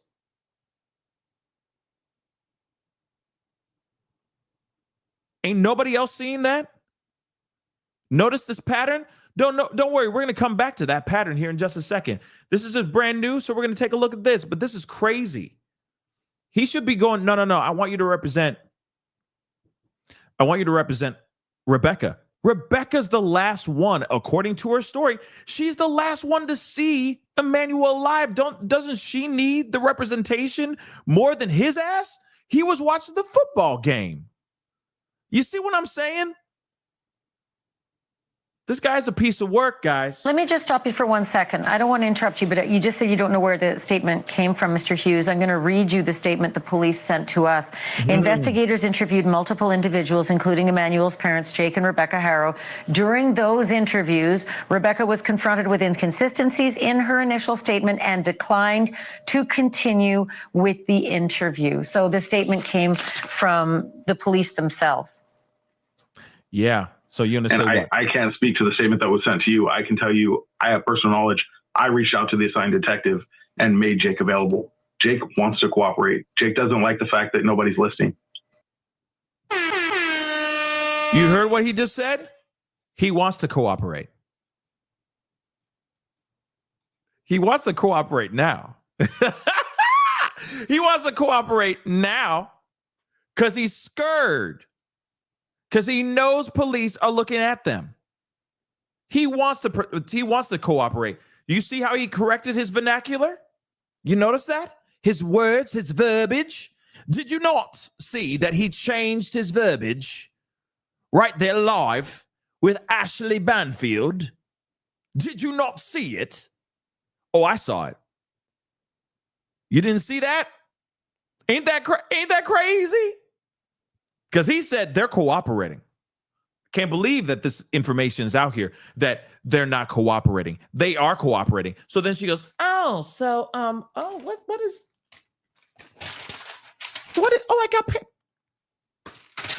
got paperwork right here that says they are not cooperating. Police, can you explain that for us, please? Oh, they want to. They want to participate. They want to collaborate and cooperate. Come on now. Come on. Like I said, semantics. Court of public opinion is already out. Even yourself, it sounds like you guys already have your mind made up. Jake has voluntarily provided the electronic devices that there was a search warrant for, including the passwords. You don't have to be a butthole. And just because he gave out passwords, whoa, oh my gosh, watch out now. Whoa. They handed out passwords. Come on now. Stop it. Now he's getting defensive. Why are you getting in your fee-fees? You don't have to get in your fee-fees. It's okay. Okay? But just because they handed out stuff does not mean that they're cooperating. It's just something they have to do. Or they probably would have gotten arrested. Nope, I'm not. I don't want to give you my phone. Oh, really, though? You want to go downtown then? No, they're going to be like, okay, here's the stuff. Come on now, come on. And you know for a fact, if they had anything incriminating in there, they would have obviously been deleted, okay? And he probably would have been like, oh yeah, I accidentally factory reset my phone, okay? Doesn't that sound familiar? Okay. Pig vomit. The vehicle that you were saying is breaking news that you brought up at the beginning of this broadcast is not something that is new. They haven't had their vehicle since Thursday night when this alleged kidnapping happened. So it's not new that you're saying at the beginning of this broadcast that it's new information that the vehicle is gone and make it sound like they just took the vehicle today. The vehicle's been gone since Thursday. Yeah, I haven't made my mind up, but I will say this. This is a case that is definitely different than most missing children cases I cover, and I've done this for 38 years. When the police send me out a statement saying that foul play is potentially afoot, and when we get reports that they brought cadaver dogs to the house, and that the parents aren't cooperating, then yeah, spidey senses go up. I was actually very concerned when Rebecca referred to Emmanuel in past tense as well. Are you aware of that? Thank you. Let's go, Ashley. Let's go. So what are you going to say now? What are you going to say? I saw the video like anybody else. I can't speak for Rebecca. I can tell you that she doesn't have a master's degree, bachelor's degree, any other degree in public speaking. So I can't speak as to that. Same thing for Jake. The thing that I don't understand, and like you're saying, this isn't like a normal investigation. Why has the sheriff's department not even released a missing persons flyer? Let's put the onus on. There's not been one search party. No, they did. They released the missing persons flyer. We showed it. Thank you. Ain't that crazy? I mean, this is only a snippet of it. Oh my Lord. Spicy meatball, as I said. But look at it. This is very interesting. You see, he's falling apart near the end. Because she's sitting there going like, well, there's a lot of evidence in here that's weird. She says, in the 38 years of me covering true crime cases, like in missing person cases and all this is the wildest thing. Okay. This is the wildest thing that I've ever seen. This is very unprecedented. Okay. And she's like, for her, as far as her opinion goes, the jury's still out on what she thinks actually went down. But I will say, I feel she feels in her bones the exact, I mean, I can't speak on her behalf, right? But I feel she feels exactly what everybody else is feeling. That something is definitely wrong and that some sort of foul play is afoot here. Now, you said, Beautiful Messy Ball just said, the lawyer just said alleged kid. What? Hold on. He said that near the end? I didn't catch that. I guess I didn't catch that. Hold on. I'm playing that a little bit one more time. Yes, this is a case that is definitely different than most missing children cases I cover, and I've done this for 38 years. When the police send me out a statement saying that foul play is potentially afoot, and when we get reports that they brought cadaver dogs to the house, and that the parents aren't cooperating, then yeah, spidey senses go up. I was actually very concerned when Rebecca referred to Emmanuel in past tense as well. Are you aware of that? I saw the video like anybody else. I can't speak for Rebecca. I can tell you that she doesn't have a master's degree, bachelor's degree, any other degree in public speaking. So I can't speak as to that. Same thing for Jake. The thing that I don't understand, and like you're saying, this isn't like a normal investigation. Why has the sheriff's department not even released a missing persons flyer? Here's the thing, though. If they did, but here's the other thing, though, too. If they believe that the kid is not missing and the kid is gone, then they don't need to put up a missing persons flyer because technically the kid isn't missing anymore. You see what I'm saying? I think that they're starting to treat this as a disappearance and not a taking situation or a missing situation. They're taking this as a disappearance now. That's what I think. And now it's a recovery and not a rescue mission. That's what I think as well. I think there's a lot of things that they have under their, under their guise, right? Under their surveillance that is pointing down the alley of some bad things are about to happen. Some bad news is about to happen. And somebody's going to go down for it. It might be both of them. It might be just one of them. But something bad is going to happen. And I think that they got something and they're just trying to get everything lined up so that when they walk in and arrest this guy or arrest them, there is no question. There is no mess up. We hear that all the time. We got to make sure we have all our ducks in a row, ladies and germs, before we go in and we pounce. Because once we pounce, we can't come back from that. We got to make sure we have all the evidence in front of us so that we know ironclad it's them that did it. This is the same thing that they did with Brian Koberger when they were looking for him, when they were already watching him way before he was actually arrested. They were like, we can't pounce until we have enough evidence. Same thing with this, which of course, hey, all jokes aside, the lawyer's doing his job. His job is to represent his client and protect and defend his client. Okay, fine. That's fine. But you can't deny that his argument is weak. It's absolutely weak sauce, in my personal opinion. Ashley Banfield is not wrong for being like, hey, I'm still sitting on the fence before I jump on either side. I get it. Nothing wrong with that. There's nothing wrong with her doing that. No shade on that. Yes, I would sit back and wait too, right? I would wait for that information and see more proof, et cetera, as well. I get it.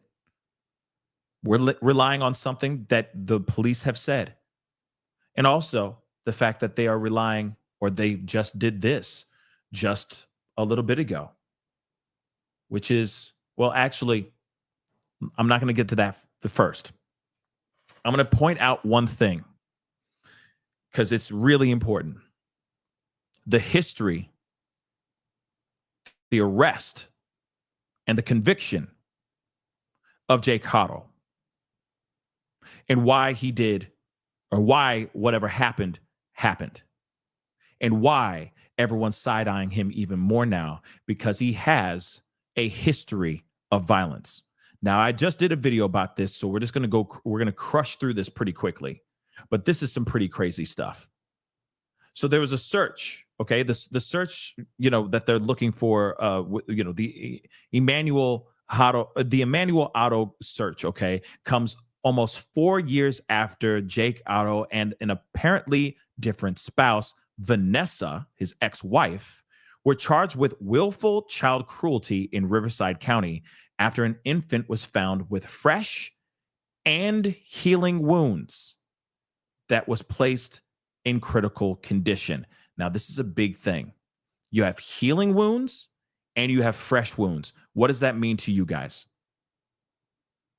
That means that this kid, this child, this little girl, 10-week-old girl, went through trauma multiple times, days of trauma, to the point where she was healing and also receiving new bruises before she was actually put in the hospital and ripped, thank God, away from these two, Jake and his previous wife, Vanessa. 10-week-old baby. 10 weeks. So if this, you just do the math. We don't even need to think about it anymore. This is a layup. This is a ground ball. Okay? Easy. This is an easy win. Okay? This is 5 against 1. And all 5 of you guys are Michael Jordans. Okay? And that one is just, a regular dude, okay, that doesn't even know how to play basketball. It is that simple. It's so simple of a win. It's so obvious that the cops would be looking at him in a way like never before. Of the likes you've never seen. Real talk. Think about that for a second, guys. Because of his history with kids. So let's get into this. According to an affidavit written by a Hemet police officer to obtain an arrest warrant, officers investigated a report that a 10-week-old girl had been admitted to a hospital on October 13th, 2018 for treatment of broken bones. Vanessa, the ex, according to the document, told officers that she had picked up Jake from work and then dropped him off at home on October 12th before driving to Beaumont to pick up her eldest daughter from school.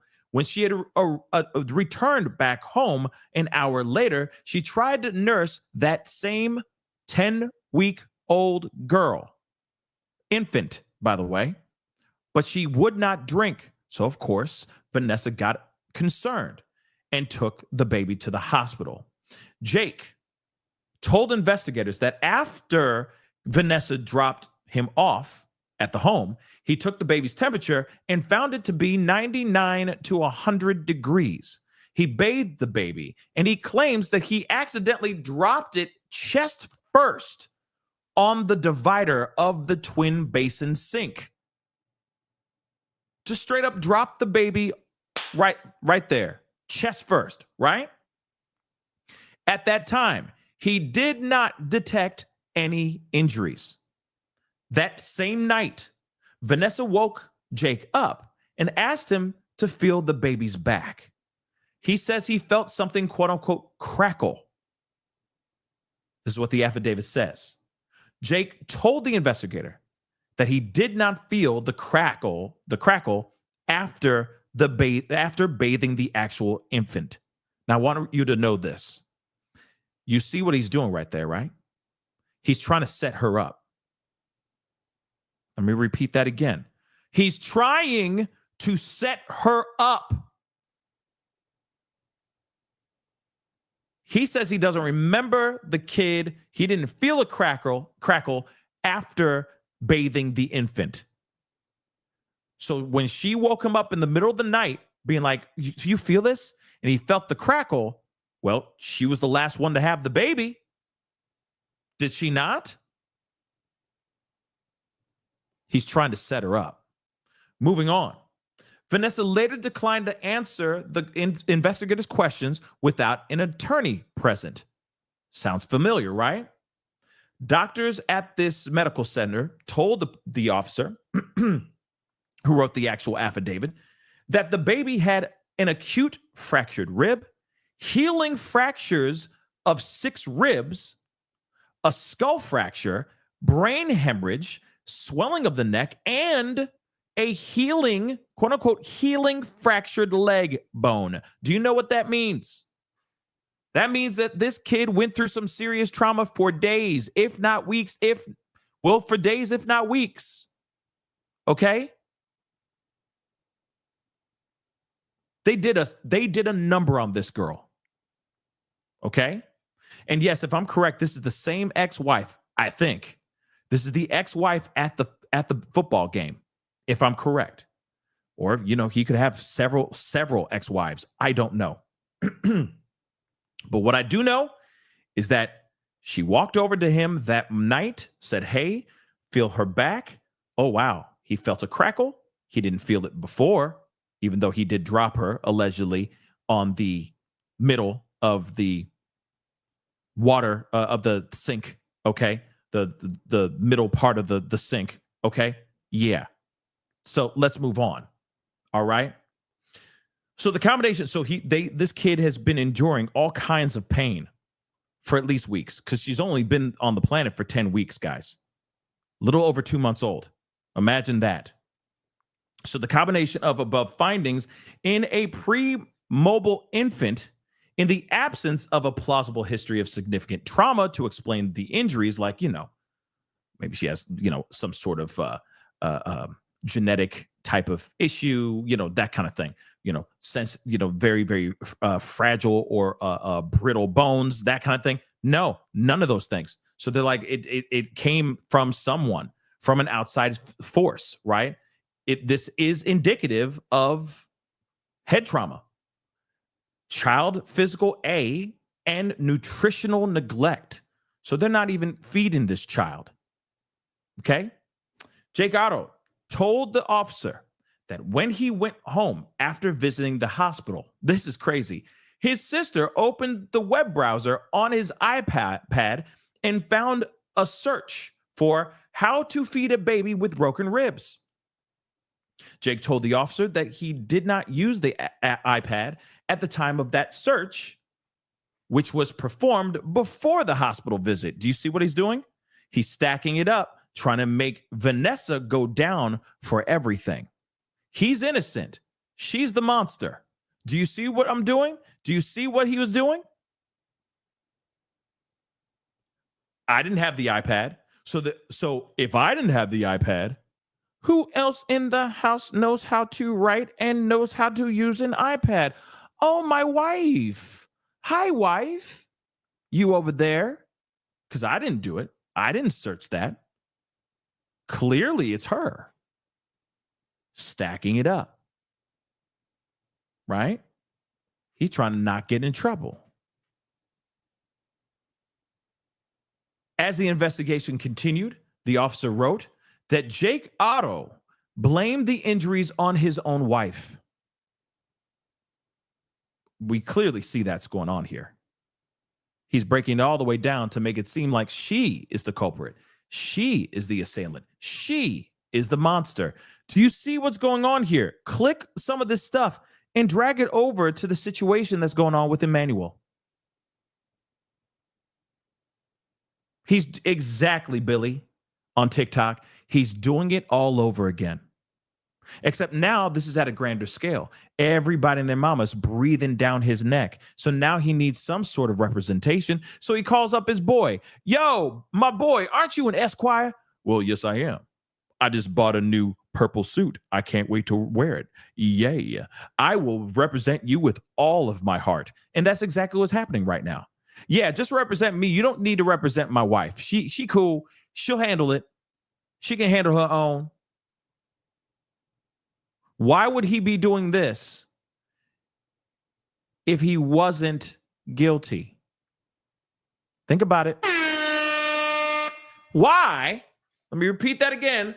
Why would he do this right now with everything he's doing right now?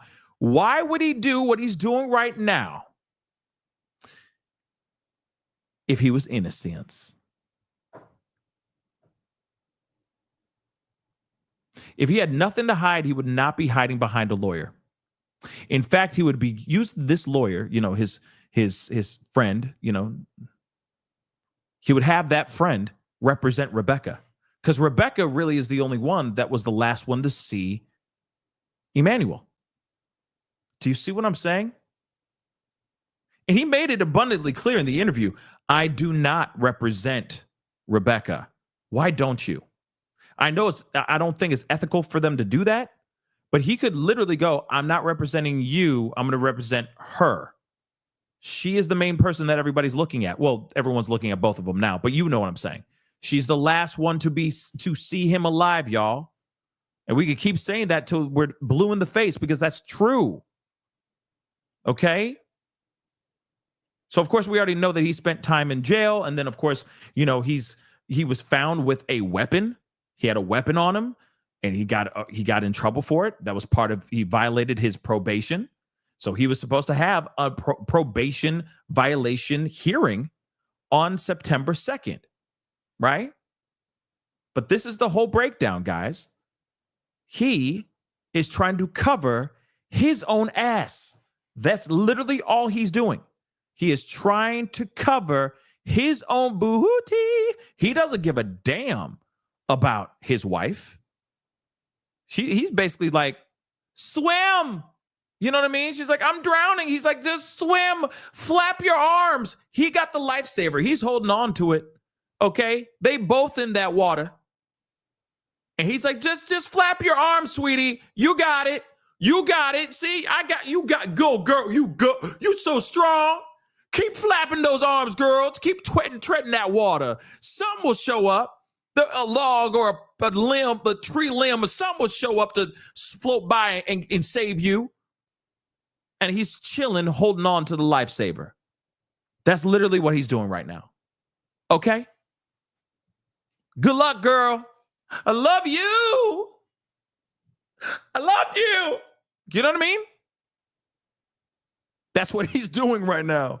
It's crazy. It's diabolical, but it's real. That mother lover real though. Okay? Yeah. He's like, I love you. I loved you. I loved you. You know? It's crazy. It's crazy, but he's doing that right now. General, thank you so much. No, you said prepare for the bull coming about this case. Well, yeah, I'm telling you the bull right now. Okay? All of it right now. And especially with what the lawyer is saying, because that's a bunch of bull. Okay? Moving on, Dolores, thank you so much. Praying for Emmanuel. Thank you for keeping us informed. Of course. Okay. It's an honor. I love talking about this stuff. Okay. But okay. So we heard that. We talked about that. But main thing is for sure the title. Okay. I mean, you know, I gotta keep it somewhat light because don't get me wrong. There are, and I appreciate you cracking up and having a great time. Some people don't like how I address things and how I talk about stuff. Sorry, you know, this is just how I stay interested and stay focused on it, right? And this is how I tell stories. This is how I talk about cases and cover cases. Other people, you know, they do it in their own style. You know what I mean? And if you want that style, there's plenty of those out there, right? On the night of October 13th, 2018, young Vanessa Otto was in the kitchen. You know what I mean? And don't get me wrong, there's nothing wrong with that. Some people are beasts with that stuff. It's incredible. But for me, I'm not here to give you that. Okay? I'm here to keep you entertained and, well, informed. And if there's room for entertainment, I'm going to keep you entertained. Okay? You know, it's like the Daily Show, but true crime. You know what I'm saying? And when it's time to get serious, we get serious. And some people get it, and some people don't. And that's totally fine. You know, I'm not for everybody. Just like there's other podcasters that are not for everybody too. You know, it just is what it is, right? But I love what I do. And I take this very seriously, you know? I really love what I do. Yeah. It's not every day you get to say that. You know what I mean? So, yeah, some people just get in their fifis too much. And it's like, yo, you know what I mean? Just get over it. Just go to another channel. They're talking about this too. You know what I'm saying? And they do great. Those channels are fantastic. I watch them too, right? Because there's not a whole lot of, I don't see a lot of content creators that do content like me. And I don't mean that like in a, you know what I mean? You've never seen someone like me in the likes of anyone before. No, I'm not saying that. You know what I mean? But like I'm saying, like, it's not every day that you see that kind of content, you know? And so in my mind, it's like, well, I'm different. That's it. Sorry. This is how God made me, okay? Okay? I loved you. I loved you. You know what I mean? This is me. Sorry. You know? Thank you so much. You're the best. You're the best. He best, Pascal. Thank you. I don't know what he best is, but I'll take it. Thank you. You know what I mean? That's a new one. Will I get like a trophy where it says, you know, the best he best? You know what I mean? I need a trophy that says that now. Or a coffee mug. The best he best. I'll be doing cartwheels and trying to drink coffee at the same time. So let's move on. We got to get into the title of the story. Title of the show. He best bro. Okay? The bestest? That's what you're trying to do? Okay. Thank you. The bestest. Okay. He best. Yup. Yes, he best. That's my baby. He best. Thank you. I appreciate it. All right. So let's move on. Okay. So let's move on. We got to get into the title. Okay. Because we went off the path because of the fires and all that. And I'm still kind of curious about the fires. Real talk. But we're here for this conversation. Okay. We're here for this.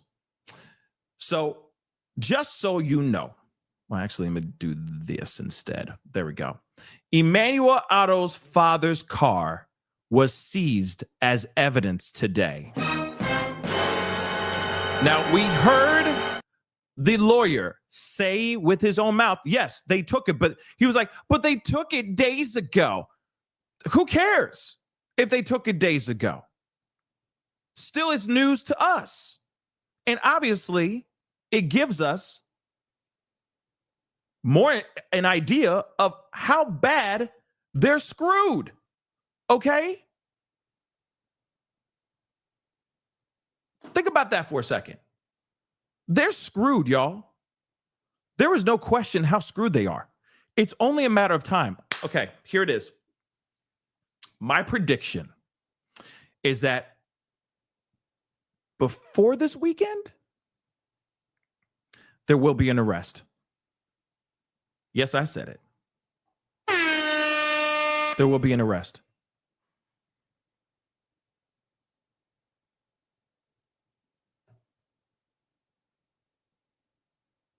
I mean, you know, we're only on Tuesday, right? I mean, we're marching into Wednesday now, but my prediction, yeah, there's no way that they're going to outsmart us.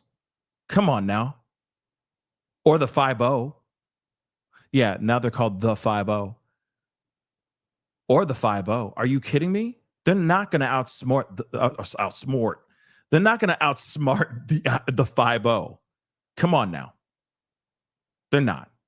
The 5-0 has been doing whatever they need to do to get these mother lovers. And one of the main things, which of course, it happened days ago. It doesn't matter. It's still a huge factor.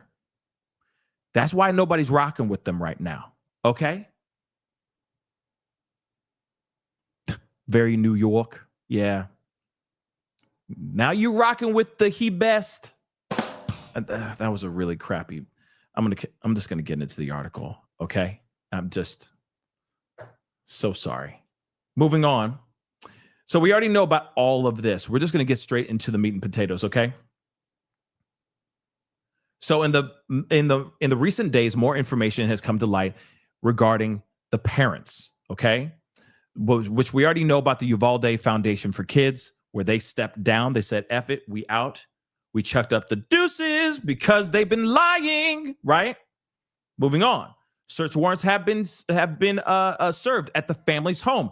Remember, search warrants have been sent to the home, including texts, computers, and other communication.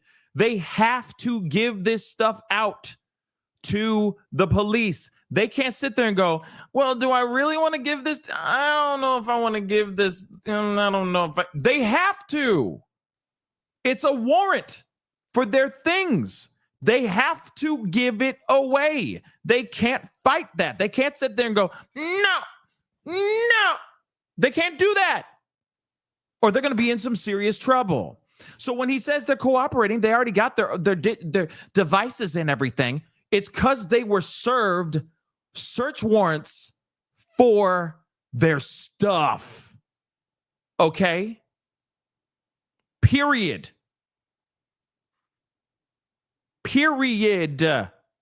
Okay? And my wild people, we already discussed it. Okay? The fire's out now. Okay? We already know who started the fire. Okay? It was always burning since the world was turning. Okay? But we do know about that. But we did find out who started the fire this time. Okay? The dad jokes are weak sauce today, but it's okay. I'm here to keep you guys entertained because I am the best. So on Tuesday, today, the sheriff's department confirmed it had taken Jake Otto's vehicle as evidence as it continues to look into the parents for their possible roles in his disappearance. Now, I want to make this abundantly clear. They're saying disappearance. They didn't say his kidnapping. They didn't say any abduction. They didn't say any of that. They said his disappearance. Okay? Now they're trying to, comb the car to see if maybe there are things left behind, right? They said disappearance. That's a big deal. Now, an attorney and former FBI official said the use of cadaver dogs point to a grim conclusion to the disappearance case. He says, it clearly tells me that they have reason to believe that this child is deceased, unfortunately. I think that's the natural assumption. I think that is the natural assumption. I don't want it to be that. I don't want it to be that assumption. Okay? I really don't. But at the end of the day, okay? At the end of the day, when they are combing through the car, when they're doing everything they can, and they're treating this, to me, they're treating this like a murder case. That's what I'm looking at it as right now. And I know that there's people out there going, no, hold on now, Pascal. You wrong. Hold on. We don't know everything yet. No, you are not wrong with that. But the way that they're treating things right now, the way that they're bringing in the guy's car says so much to me. You realize that would not be the case. They'd be like, we're out here, boots on the ground, trying to find this young boy. But they have not done any press conferences like that. They have not been out there in the streets. We have not seen the news go, we have volunteers and first responders and police combing through mountainous areas and vegetation trying to find young Emmanuel Haro. They're not doing that. Are they? No, they are not. They are not. They're treating this like an M case. This is not even a disappearance anymore. This is not a disappearance case anymore. They're treating it like this kid was murked. I'm sorry, but those are the breaks, okay? That's exactly what's going on here. We could sit here all day long, and I'm hoping for a miracle. I'm hoping that I'm wrong. Okay? I'm hoping that I'm wrong. But yes, exactly, beautiful messy ball, when you have other entities like the police and foundations that were quick to get out there and then quick to leave, and they come out with comments saying, yeah, we had to leave. because they were on some bullshnish. That says a lot, guys. Now, there is something else I do want to show you guys. I didn't get a chance to show it to you guys yet, and we need to talk about this. It is the black eye, and now it has made its appearance days before his disappearance. His alleged disappearance. Let me just say that. Let me correct that, okay? Here it is, though, okay? In all of its glory, you see what's going on right there, right? That is a woman that's covering her face, especially that area, with crazy amounts of makeup. And it's swollen like a mother lover. Now, no, it wasn't like the wind was blowing in some weird direction and suddenly she was just doing this out of nowhere as she's taking a drink of her water, okay? No, it's not like somebody walked up and said, think fast, and threw dirt in her eye and she just went like this, and this is just a still from that. No, her eye is swollen. Let me just make sure you know that this says up here, and for those of y'all that don't see this photo, this video, it's a still from a video that was taken on August 5th. Now, what was happening on August 5th? August 5th was the funeral. They did a funeral for Jake's brother. Jake's brother passed away, okay? And they had a funeral for him. Everyone showed up. Family was in attendance, including Rebecca with her swollen eye. But she was covering it up like a mother lover, okay? But she still had one side. That swollen eye was still, you could still see it in this photo. But the one person that was not in attendance that people are saying is Emmanuel.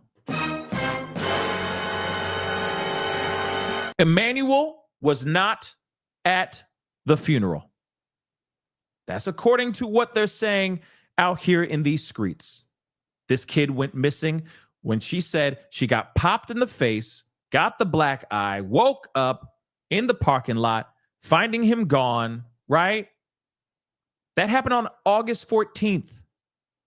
This black eye that she had, she received it days before the August 5th. There's reports of her having a black eye around August 3rd. Now, there hasn't been any confirmation, solid confirmation of that yet. But this is solid evidence that on August 5th, because to me, this looks like a black eye. This looks like a person trying to cover up the black eye. Here's another thing, too. I want to point this out in this photo. You know, see, this is the one thing that I love about the live shows, because we can elaborate and talk about certain things and really get into the conversation.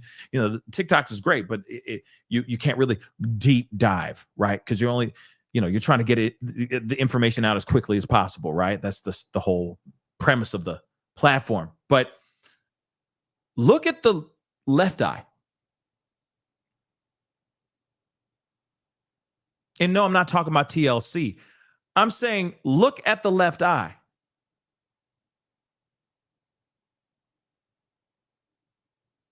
Do you see something do you see something? Because I kind of see something. And no, that's not eyeshadow. I would assume not.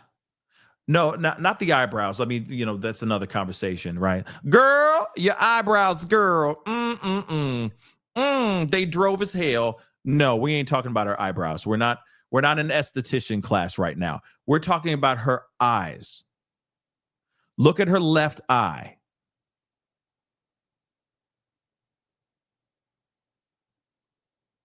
Yes, beautiful messy ball. Good job.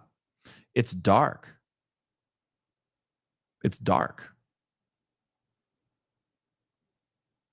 So my theory still stands. I'm still with the theory that she had two black eyes.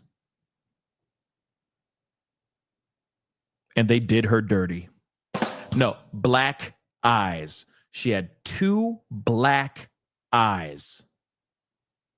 That's what I truly think. And maybe the makeup was coming off, because I don't think that that's eyeshadow. you know, because I think that on the right side, right, that where the arrow's pointing on her face, okay, that clearly is a very swollen eye, right? But if you notice, there's no real eyeshadow going out the way it is on the left. If you looked at it, right, you would instantly think, oh, that's got to be eyeshadow. But look at the other side. Aren't they supposed to match? I'm a guy. I'm just a regular guy. You'd think that both eyeshadows would match. She doesn't have it on the left eye. The left eye is swollen. So it's not matching. Therefore, my theory, and it could be a shadow, but that seems like a very harsh shadow. It is not even either. I don't think it's shadow. I don't think it's a shadowing. I don't think it has anything to do with the lighting. I truly think that she had two black eyes. I think it's a bruise. So like I said in the beginning with my theory before, I was like, yeah, it's going away. If you see the interviews that she's had, you look at it and it looks kind of like this, you know, that, you know what I mean? Now, that's just my theory. I could be wrong, but it does look like she, to me, had two black eyes. And it could be because she got hit so hard. That does happen. You can get hit so hard on one side that the other side receives trauma as well. That does happen. Or she got hit more than one time. That's the other thing.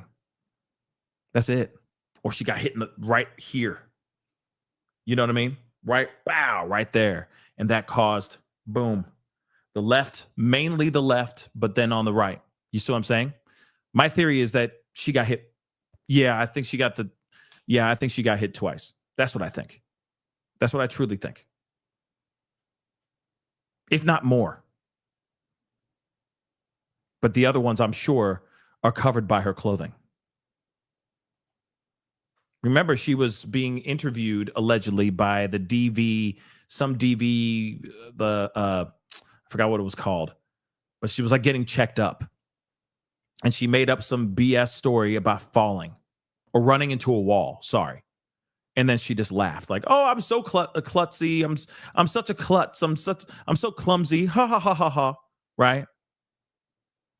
And someone like her, you'd think, and if she's been inflicted a lot of pain at home, she's probably pretty decent at covering up bruises on her face. But I don't think that is eyeshadow.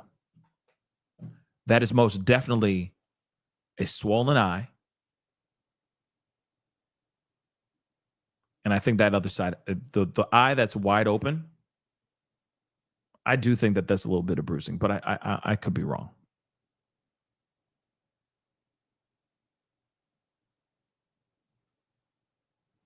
I could be wrong, though, but that's just my theory.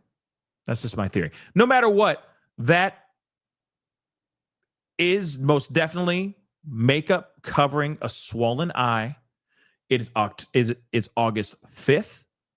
This is 9 days before this young boy went missing. And she used this lie. She used the bruising to say this guy came up to her and said, hola, and knocked her out. That's why the bruising on her eye looks so old and looks like it's like, you know, maybe a few more days left and it'll be gone.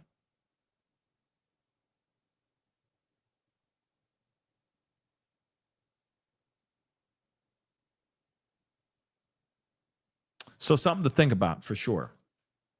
Okay. Very interesting stuff going on here, guys. Very interesting stuff. Okay. So something else happened, and I do want to share this. Okay. This is some other just stuff that's going on in the TikTok world. I think this is very interesting. So apparently on the Tira, okay, if you know that platform on TikTok, they've been doing extensive coverage on this whole case. Okay, just so you know. All right. But what's interesting is that apparently the lawyer that showed up on Ashley Banfield's show reached out to Ahmed of On the Tira, okay? Basically saying like, he said, I represent Jake Otto. You ready to have a real conversation and stop providing fake news? This is what he said and DM'd On the Tira, okay? FNN, okay? Which is wild, right? So Ahmed had some things to say. Let's hear it. Ahmed Belloso, the face of the internet here, representing Emmanuel Haro. I am here to challenge the official lawyer for the father on the tira, Jake Haro, and Rebecca Haro. I don't believe she has representation because nobody wants to feel that culo sensation on the tira. Hola has entered the chat. The reason why we're here in Fontana Courthouse is because Vincent Hughes, the lawyer, his wife works here. He has summoned me through TikTok informally, so I came very informal myself. Hola, he wasn't here, but that's fine. You want to send me? You want to send for me? I'm here, homeboy. But if you're going to talk to me, you're going to talk to all of us on the tira, because you can't talk to Emmanuel. And who's representing the Jaina on the tira? Who's representing the Shiner on the tira? Are you? That's fine.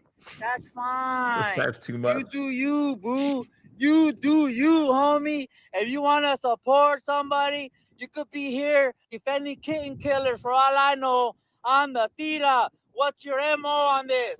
Whatever, for a paycheck, right? I don't even have a pinche job, homie. But I digress. If you're not going to be here, your Jaina will be here tomorrow because she works here. And so I went around asking if anybody knows a lawyer on the vicinity, and they don't. But I bet. Okay, so just so you guys know, okay, first off, this is On the Tira, okay? He's been doing literally extensive work and extensive coverage on everything that's going on with Emmanuel, okay? He's the one who said that he saw security cam footage of Rebecca with the Shiner on August 3rd on surveillance camera in a store, right? He's been, just breaking a lot of news, which has been, like I said, very, very, very interesting. Okay. Okay. Which is very interesting. Okay. But the lawyer, the same lawyer that we just saw, okay, the lawyer that we just saw on Ashley Banfield reached out to him, actually DM'd him and said like, hey, you ready to talk? Or are you just still trying to spread this BS, right? So now this guy had the audacity to show up to God knows where he's at, but somewhere where the guy's wife works or something like that. And he's like, yo, you came into my DMs and, came at me some type of way. So I'm coming out at you some type of way as well. So what up, right? So now he's like, yo, we gonna do it live. We're gonna do it here. Like, this is not gonna be just some thing that you just DM me and we just have conversations through DM. No, you're gonna talk to the people, right? So he's like, I'm not playing. I am not playing at all. When you're ready to talk, we will be live and we're gonna talk about it on the tira. I bet you tomorrow morning, your Jaina's going to be like, motherfucker, not only are you bringing them to the house of Cabazon, but now you're bringing them to my work too. F you, homie, on the tira. Spencer, nobody can speak for little Emmanuel, homie. I want to know, has anybody seen him since the 3rd? Everybody has pictures of their little babies. So he's got a good question here. Ay, ay, ay. Uy, no más. No tronabas, pistolita. I want to see a picture from August 3rd to August 14th. Just one. Show me your camera roll because I want to see timestamps. And then I'll believe anything. You want to talk about purple clovers, unicorns, horseshoes, and motherfucking Lucky Charms? And whatever, homie. Emmanuel don't have that option, home. On the tira. Coco Malin has left a chat. When was the last time anybody seen little Emmanuel? Fuck the black eye. The mother has a whole Facebook posting pictures from the 6th trying to convince us that she didn't have that black eye. Why don't you convince us that little Emmanuel is still alive on the 6th, the 7th, the 8th, the 9th, the 10th, the 11th, the 12th? Nobody has seen him. He is not wrong. Okay? He's not wrong. And he's got a good point. He's like, yo, I know you guys can't hear, so I'm just gonna reiterate what he basically said, okay? In very, very short layman's terms, okay? He's like, basically, one, I'm out here, I'm ready to talk. You want to talk to me, lawyer? Then you're gonna do it live with us on the Tila. Then he also said, you can miss me with the nonsense, Rebecca, trying to post things online saying that these photos were taken on August 6th, trying to make it, trying to like change the timeline. He's like, no, show us photos of your kids. Show us photos of your kid. Show us photos of Emmanuel from between the 3rd and the 14th. And he's like, I want to see the camera roll because I need to see timestamps. F that. F all that. I'm not going to sit here and just take anything that you put up. Okay? I got better things to do. You feel me? So I agree with him on that. Yes, he's being funny. Okay? He's funny, right? But he's got a strong point. Give us the facts. Give us receipts. That's all we want to see. If we see the receipts, then I think a lot of people would, maybe some would change their how they feel. They might change their tune. I doubt it. I really doubt it, though. But at the same time, show us the facts. And he's not wrong with that. Show us the mother-loving facts, baby. That's it. That's all we ask. But they haven't done that yet. And all we're getting is from other people sending videos from he was receiving videos from the actually, I could show that to you too. From the actual, because this is where I got the photo or the still, okay? From the actual funeral. So take a look at this. This is where I got it, okay? I mean, of course, I gave him mad props and all that stuff. I gave him a shout out and gave him a cred and all that stuff. I'm not, I try to give credit where credit is due. But he shows a whole video of them and her reacting or talking to people at the funeral and all that as well. This happened on August 5th. Take a look. I really appreciate you guys.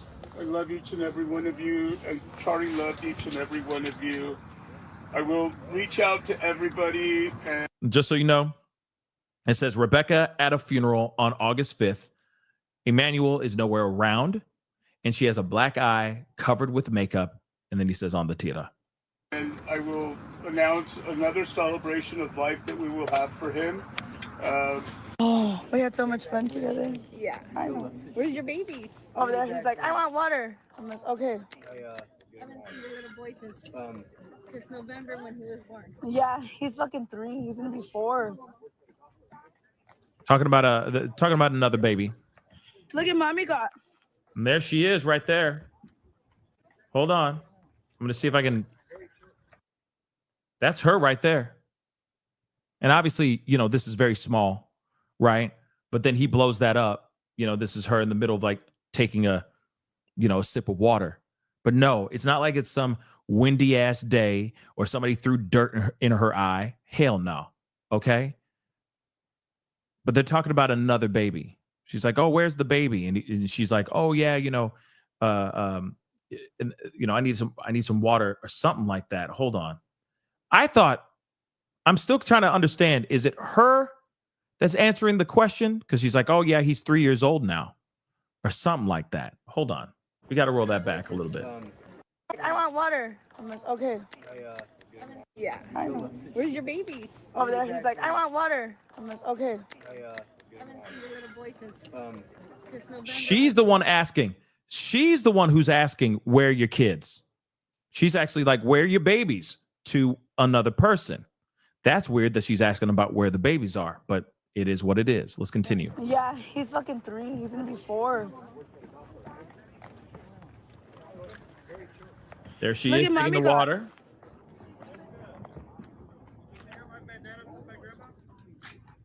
No, it was hanging over the chair. Lele will eat a quesadilla. Oh, RJ, say hi. Hi, honey. I'm your Auntie Becky. Say hi. You're so handsome. You don't have it, brother? Oh, We'll find it. I RJ. don't want to say He said, no, I'm not saying hi. Yeah, that's Archie. I'm going to go inside. I'm burning up. Kid is nowhere It to was be hanging found. over the chair. Who was sitting in front of us? Mom, maybe. Did you ask Mom? I asked Mom. She said that you might grab it. No. So it's fine. It's not a big deal. Get you another one. I'll get you one. I want to remind you, Who made those kid is sounds? nowhere to be found. He's not there at all. Okay?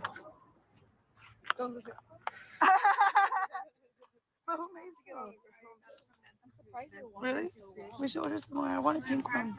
Or like a baby blue one. Yeah, I want a baby blue one. I want to do that. I want a baby blue one. But I'm going to be wearing this shit to the bars. It'll match. Watch for the spotting. Where is it?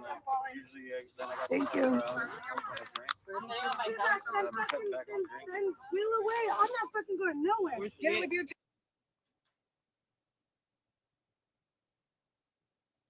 I attended the funeral.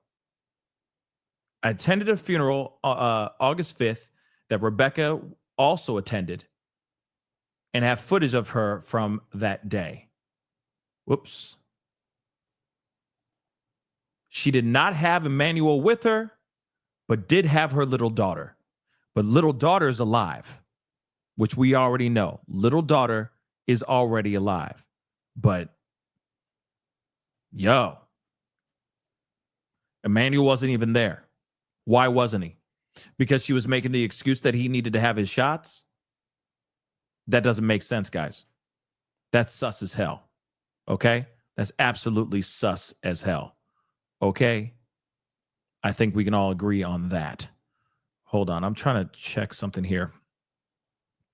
Because I'm wondering if the fires are still going on or something. Like, that doesn't seem to be making any sense. I think that the fires are already done. The fires are done. Just so you know. So again, she's definitely, Nicole B, yes, she's definitely hiding injuries. She's definitely hiding the baby. Baby is gone. She made the excuse on August 5th, I'm sure, that he wasn't vaxxed, so that's why he wasn't there.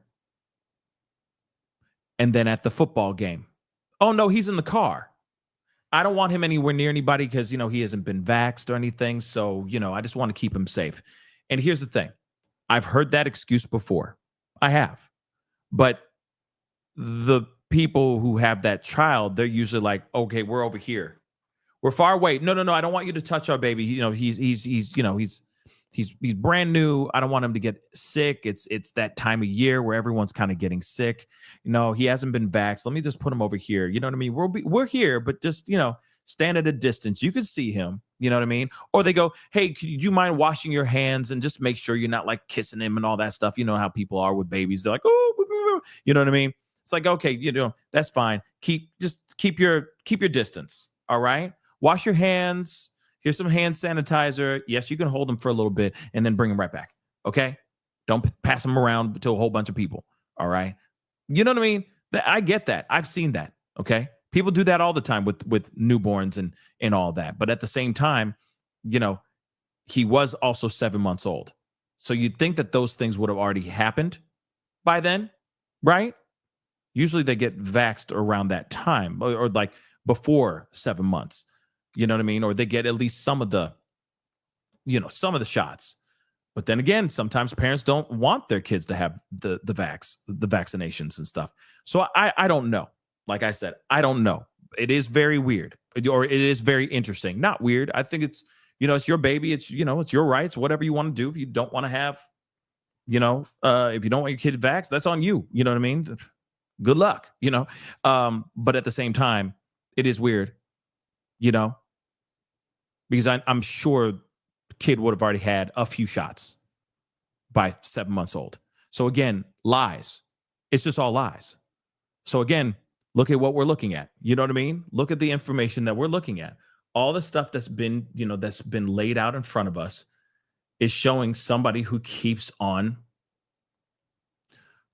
fabricating and changing the story and moving the goalpost and trying to look like they are innocent and all that stuff.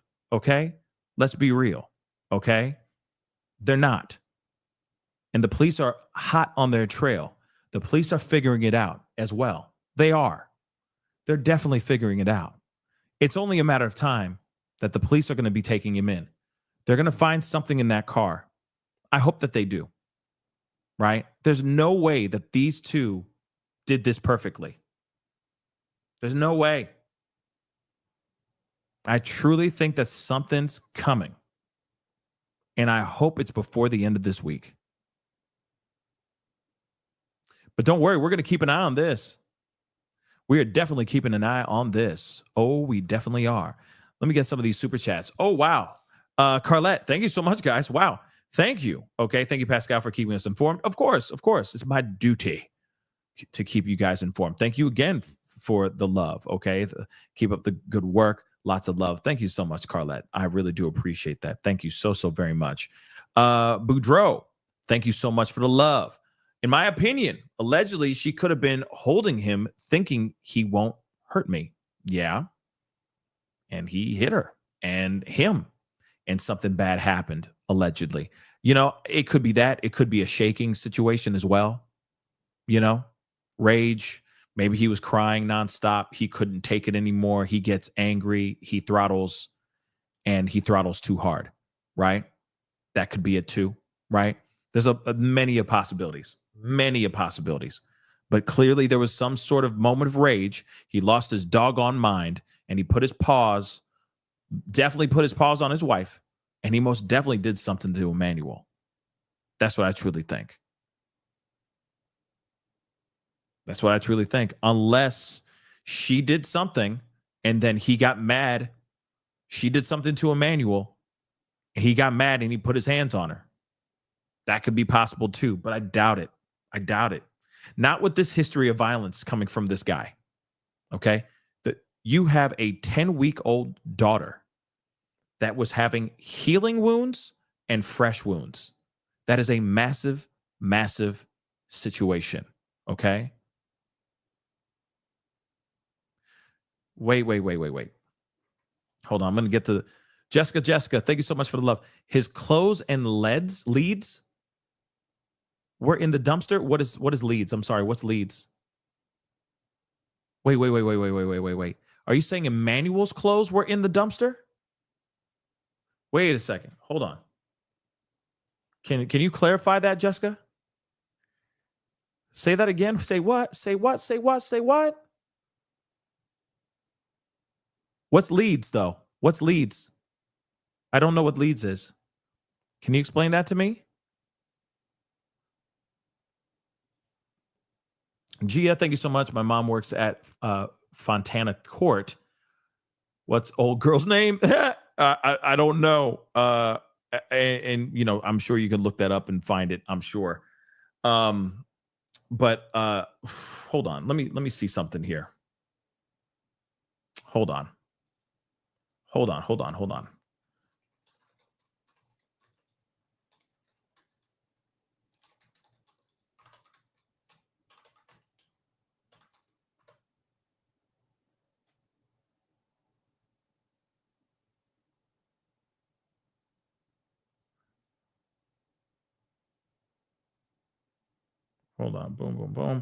Yeah, I'm trying to see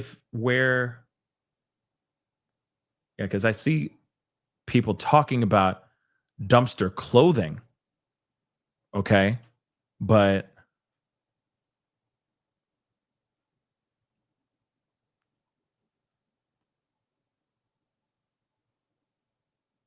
maybe leads, like clues. Maybe I don't see anything about. Hold on. I'm looking. Because you'd think that like KTLA would have some more information about this fire. Hold on, I'm checking.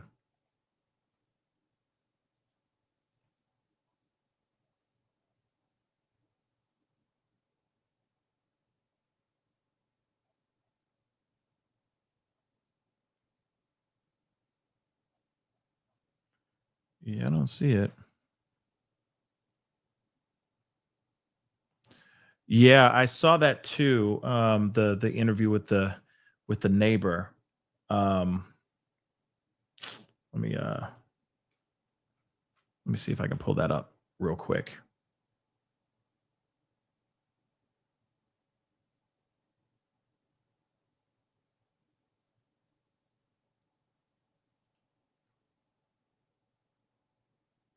Hold on, guys. Sorry.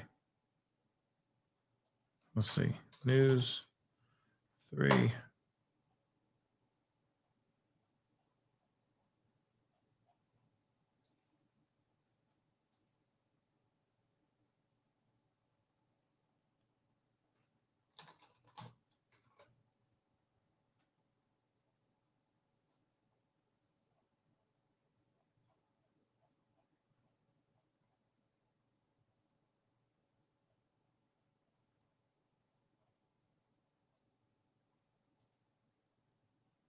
An our team investigating.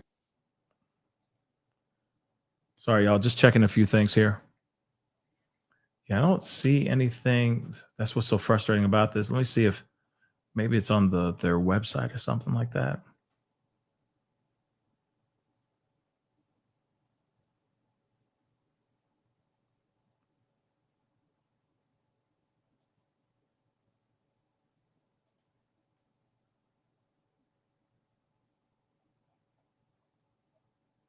Yeah, that's what's so frustrating because they're not like it's weird because you'd think that they'd be talking about it a lot, but they're not doing that. So we're gonna move on. But that is interesting. I'm gonna look up the neighbor News Nation neighbor thing. Hold on.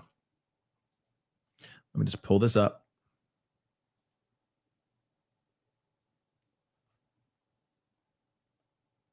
Where the heck is it?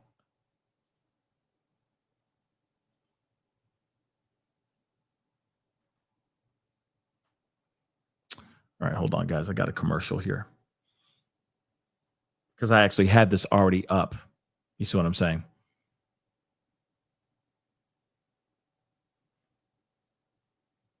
Mystery Project on YouTube shows the Mystery Project. I'll look it up here. Hold on. Let me play this. Is Heather Walker. She lives in San Bernardino County and went to a vigil for Emmanuel Haro on Sunday night. She says the parents were not at that vigil. Heather, thanks so much for joining us and coming on the show. What's been the community reaction to this mother's story and the police investigation? The initial reaction was shock because that doesn't happen out here in Yucaipa. It's very safe and if we see something, like people will step in. But now once we saw that firsthand, her interview, everyone was very suspicious from the get-go. And it wasn't adding up. I personally saw the mother, Rebecca, at the day of they were hosting a search party. And I went to do the search party with them. And I just thought it was very strange that she was walking to her car just fine, or a car in the parking lot just fine. And then the news vehicles started coming in, and then she limped away. So at that point, I kind of had a very bad feeling that we weren't searching for a child in the area. Did you have these suspicions before police went public with their suspicions? Yes, I had it from the get-go. Right when I saw her interview was a big red flag. Like I said, it just doesn't happen where someone walks up behind you out here, knocks you out, and takes a baby. And She said they're interviewing the neighbor, and she said that all of this was a red flag. Wow. and no witnesses, and it's a very busy street. Yeah. Apparently, I know you've spoken to some people who were working at these stores at the time. Did anybody see Rebecca Haro, or more importantly, see the baby? From what they told me, nobody saw the baby. They saw her, but not the baby, because that's what we've heard about people who were at the football game that she had been at previously. She said she had left the football game to go buy her other son a mouth guard that he needed to play. That's why she was at the store, she said. But nobody at that football game saw the baby either. No. So tell me about the vigil and why it was so important for you to go. It was important for me to go to be his voice because he couldn't, and his parents obviously weren't. Since they didn't even attend that, which I thought was very strange, but a lot of our community showed up for the same reason, and that was, to pay our respects and support him, Emmanuel, and be his voice. Yeah, 7-month-old baby. It's really, really heart-wrenching. I mean, again, you got neighbors coming out saying that this is all sus, right? Everything is very sus. How things are being handled. And I don't blame them. I don't blame people looking at this situation and side-eyeing the hell out of it, because it is all weird. Okay. All of it. Hold on. Let's see. Available for release. Potential evidence connected to Emmanuel on Tuesday morning. The San Bernardino. Okay. Responded via email stating this is an ongoing investigation and information is not available for release, the department said. Yeah, I mean, sorry, I'm just reading this statement. I mean, clearly they're not going to say a whole lot. They're going to keep their mouth shut. They're going to be playing a lot of things close to the vest until they have everything lined up to take whoever did this down. These two could be covering up for somebody, or one of them did something for sure. Okay. Maybe look up the guy who chased the fire starter. Yeah, let me see that. Let me see, because there's somebody. I don't remember where it was. That's the problem. We've been going through so much content. There's so much that's been going on. This case has just been just going crazy, y'all. Okay. Let me see. Boom. Action Eye News. Let me see. Okay. Let's take a look at this. Let's take a look. Thank you so much. Somebody said, just do reverse math, Pascal. And yeah. And now I just did the reverse math. Okay. So there's another one. 2 started a fire across the street from, let's take a look at this.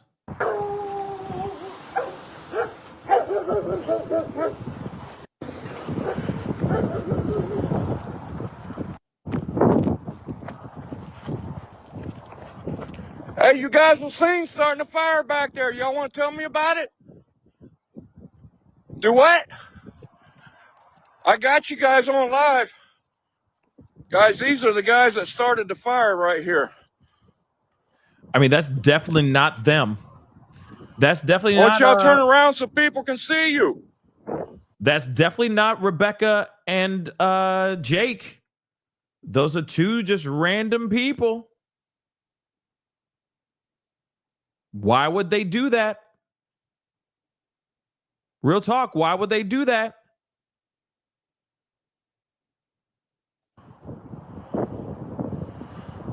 That's weird, yo. All right, I got a little bit of view of them. Right here across the street from the PD. Look at that. I'm going to go down to the fire in just a second. Noe's on it right now. Right here at the sheriff's department. They're going across the railroad tracks. Look at that.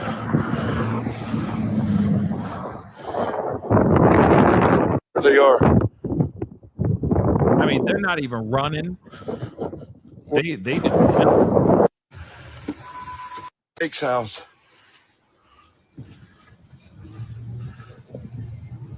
Son of a bitch. Does anybody live there? Yeah, it looks like they do.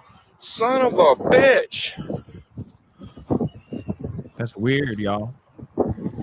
Yeah, so like I said, that's just, it's weird. It's very, very weird. There's more over here.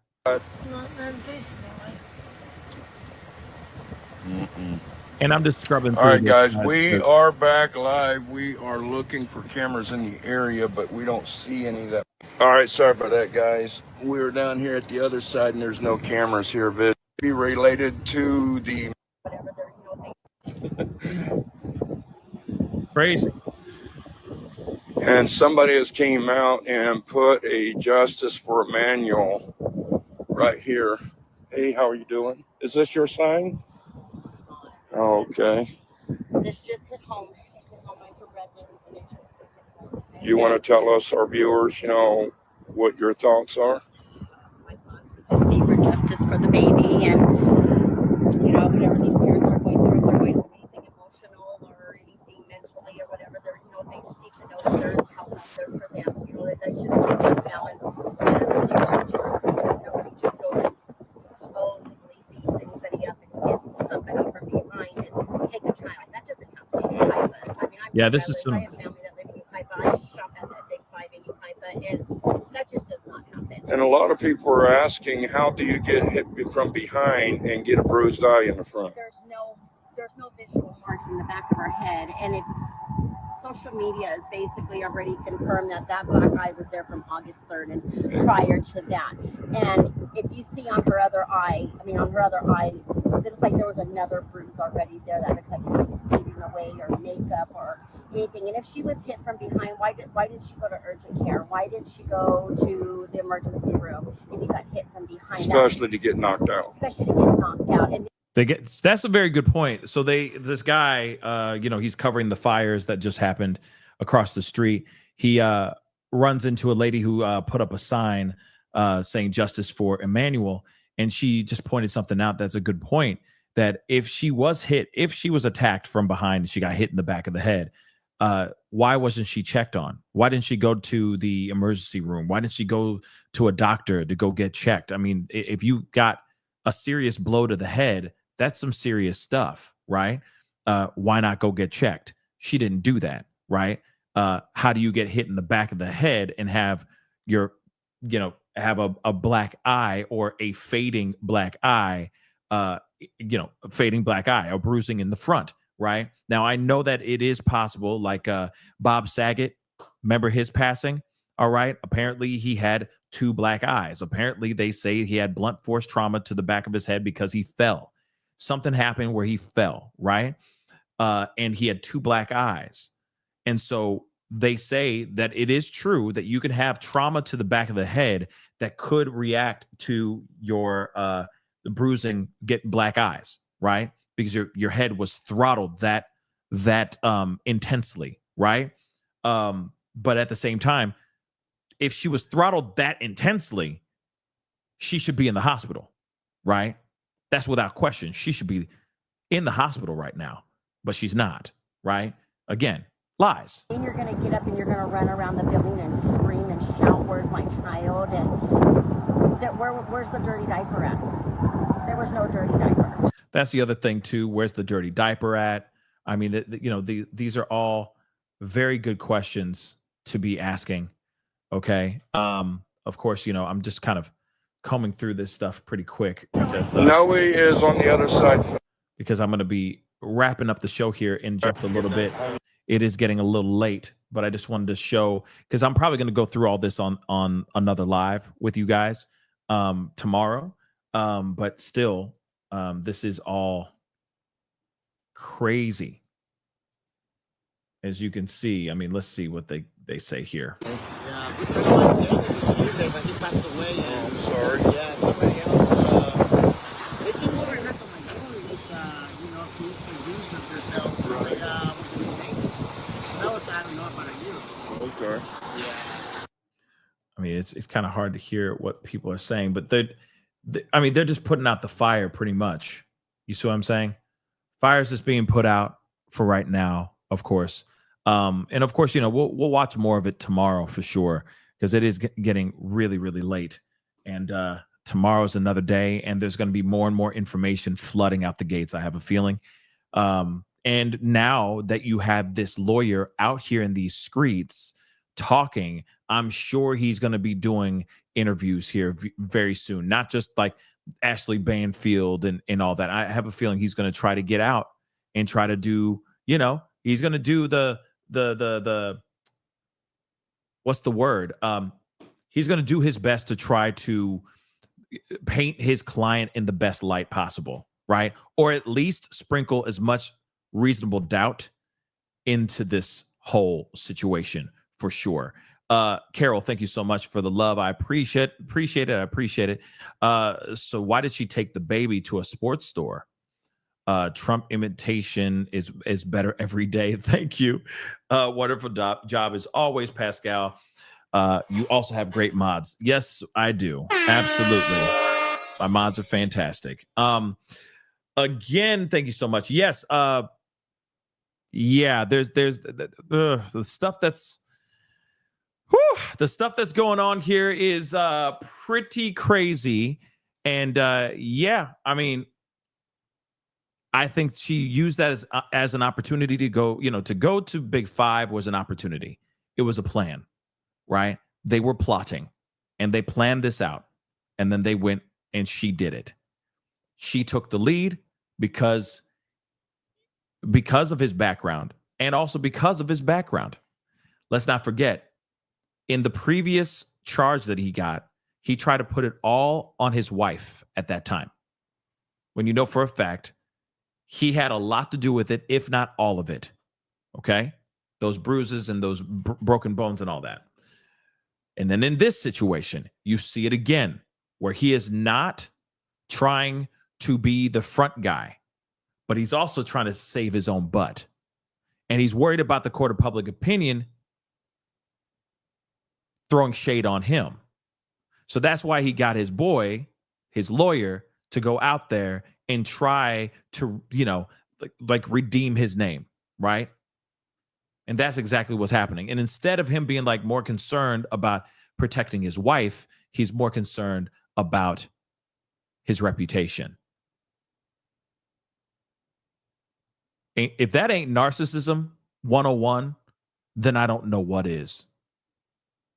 It's a bad look, y'all. But you see the pattern. The pattern's there. And like I said a million times before, it's only a matter of time that we're going to see some serious movement happen. I just really wish they'd do at least one press conference to let people know exactly where they're at in this whole case. But I know they're probably not going to. They're probably not trying to say much because they don't want these people to start running. I know that there's a lot of rumor about these two running, but this lawyer is saying that they're not running. They have not ran. They're at home chilling. So we'll see what happens here, right? We'll see what happens. But justice is coming. When? I don't know, but it's coming, man. Okay? It may not always be on time or something like that. What is it? What is it? What is the phrase? I'm so tired now. I forgot. I may not come when I call, or I may not come when you call, but I'm always on time. So maybe that's what it is with this justice. It's going to be right on time. So we'll see what happens here for sure. Anyway, guys, that's the show. I appreciate you guys for being here. It really means a lot. There's a lot going on. There's going to be more information coming out tomorrow. I'm sure of it. So be on the lookout for it. Okay? Please do me a favor before we head out. Hit that like button down below. Crush it. Do that for me, please. Hit that like button down below and hit the love down there too on the TikTok if you're watching over there. Follow. We're keeping an eye on this and many other things. Okay? Okay? So please do me that favor. Follow. Okay? Don't forget to subscribe here. Follow me on all the other platforms that you're watching on as well. That'd be greatly appreciated. Thank you so much. Boss Mama, thank you so much for the love. I love you too. Thank you so much on TikTok. I appreciate all y'all for being here. It really means a lot. So hit that like button down below. Don't forget to subscribe, follow, okay? Hit that notification bell so you know whenever I go live, okay? Hit that join button down below. Support the channel if you can. Support my TikTok if you can. That'd be greatly appreciated. All right? And of course, check out my Patreon and check out PascalMerch.com. All right, guys? But anyway, it is time to get going. Much love to you guys. I will see you guys tomorrow.